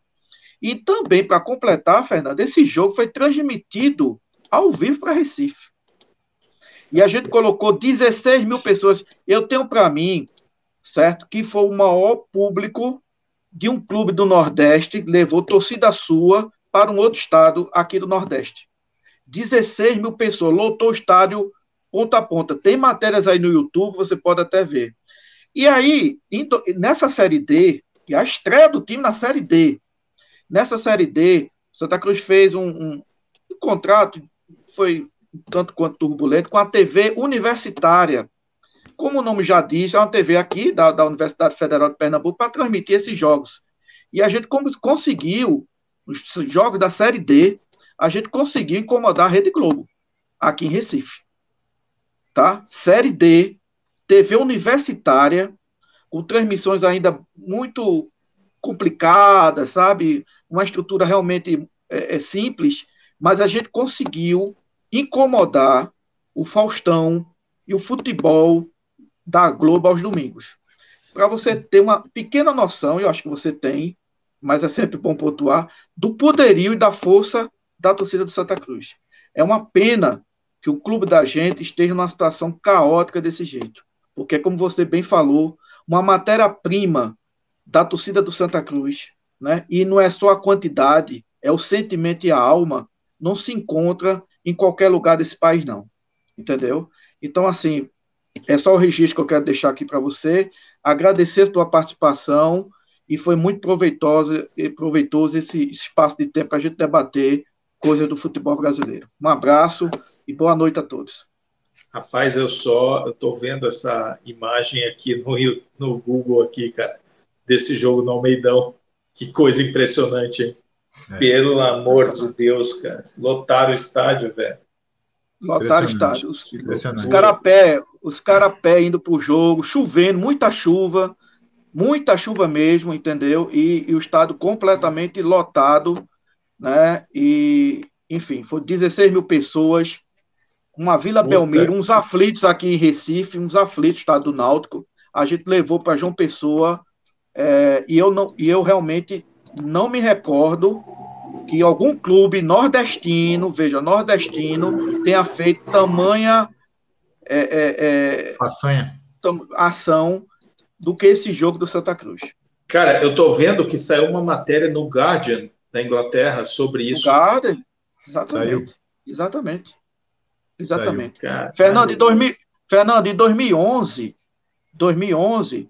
também por conta de que os estádios em 2011 estavam fechados, estavam sendo reformados, etc. e tal, para a Copa, Mas o fato é que em 2011 a torcida do Santa Cruz colocou a maior média de público no país. Entendeu? Eu me lembro que a gente até fez até um ranking sobre isso. E impressionante aqui. Isso foi matéria no Guardian, foi matéria também no Jornal Espanhol, eu não me recordo o nome, mas foi matéria no Jornal Espanhol, falando da grandeza da torcida do Santa Cruz, um clube de 4ª divisão, que levava mais público do que os times de 1ª divisão. Entendeu? Pena que a gente não consegue captar isso, né, em prol do clube. É uma pena, eu lastimo bastante isso aí. Antes das minhas considerações, deixa só, Fernando, só um minutinho da tua atenção, mas eu já te agradecer de antemão, a gente abusou demais da tua presença. Imagina. Mas, cara, é um momento raro para a gente, né, e como iniciei, um momento de muita honra ter você aqui entre nós, porque é uma aula realmente de consultoria, de gestão, enfim, e com a linguagem popular, é isso que é legal, né, você sai do técnico ao popular sem problema nenhum. Você fala com o diretor e fala com o torcedor, e isso que é o bom do Fernando, né? Mas eu queria registrar aqui, Fernando, o falecimento de seu Matias Antunes Guimarães, conhecido como Senhor Matias. 107 anos, faleceu, o torcedor mais antigo do Santa Cruz, né? Ele nasceu um mês antes do Santa Cruz ser fundado, né? E aqui nós queremos deixar o nosso carinho, a família, né? Os nossos sentimentos, um grande torcedor, e tem uma frase que ecoa, que todo mundo conhece, que perguntaram para ele, por que, seu Matias, o senhor decidiu torcer pelo Santa Cruz? E aí ele fala, o Náutico e o Sport não queriam morenos como eu, o Santa Cruz aceitava a gente de todo jeito, me apaixonei, escolhi ser Santa Cruz por causa disso. Que bonito, hein? Isso é o Santa Cruz. Arrepia, viu? Arrepia. Isso é o Santa Cruz. Fernando, meu querido, obrigado pela tua presença, tua disponibilidade. Eu espero que essa live saia daqui, rompa fronteiras, umas fronteiras ali da Avenida Beberibe, 1285, né? Que eles possam chegar ao Fernando, como eu, como o Maurício, o Matheus, o Francisco, o Reginaldo, o Wagner, enfim, o podcast Beberibe 1285 chegou. Né? O Fernando é acessível, gente, ele está aí. É um profissional da área, um cara apaixonado por futebol, ele vive o que ele prega. Essa é a grande verdade. Não foi ele que me falou, não. Ele não falou isso para mim aqui no backstage, aqui nos bastidores. Não, a gente sabe disso porque a gente vê. O Fernando tinha uma previsão de ficar 1 hora com a gente, ficou 2. Por quê? Porque ele gosta do que ele faz. Ele vive isso intensamente. E a gente queria te agradecer, Fernando, do fundo do coração. Volte quando você achar que deve voltar. Se você demorar, a gente vai atrás de você de novo para a gente falar de outros assuntos que envolvam o futebol como um todo. Um grande abraço e a palavra final está contigo. Maravilha. Bom, Gera, Matheus, André, obrigado pelo convite. Foi um prazer aqui estar falando com vocês. Eu nunca deixo de participar quando há convites de pessoas que são também apaixonadas de futebol, que representam clubes aí muito tradicionais e que querem ver o futebol num outro patamar, né? Que querem ver o futebol, os seus clubes, né? Dando alegria, porque no final todos nós somos torcedores. Eu também tenho meu clube de coração, um clube que meu filho, que tem 3 anos, nasceu, meu amigo, não tem conversa, né? Você já garante ali, tal. O meu filho, ele nasceu, eu vou até dizer aqui, porque muita gente sabe tudo mais, eu torço pro Vasco, né? Eu nasci no Rio, eu torço pro Vasco. E o meu filho, ele nasceu prematuro extremo, ele tá super bem, não tem problema nenhum, mas ele nasceu com 27 semanas e 5 dias, com 950 gramas. A gente ficou 4 meses na UTI no hospital. E aí, quando ele saiu do hospital, eu cheguei no Edmundo, né? Eu pedi, Edmundo, faz aqui uma camisa, assina uma camisa do Vasco, né? Não sei o quê. Aí o Edmundo assinou a camisa do Vasco, pequenininha, né? E aí eu falei pro meu bebê, né? Quando ele chegou em casa, eu falei assim, Dudu, você deu tanto trabalho pro papai nesses 4 meses que agora você vai ser vascaíno pro resto da vida, você vai ver como você vai pagar isso aqui.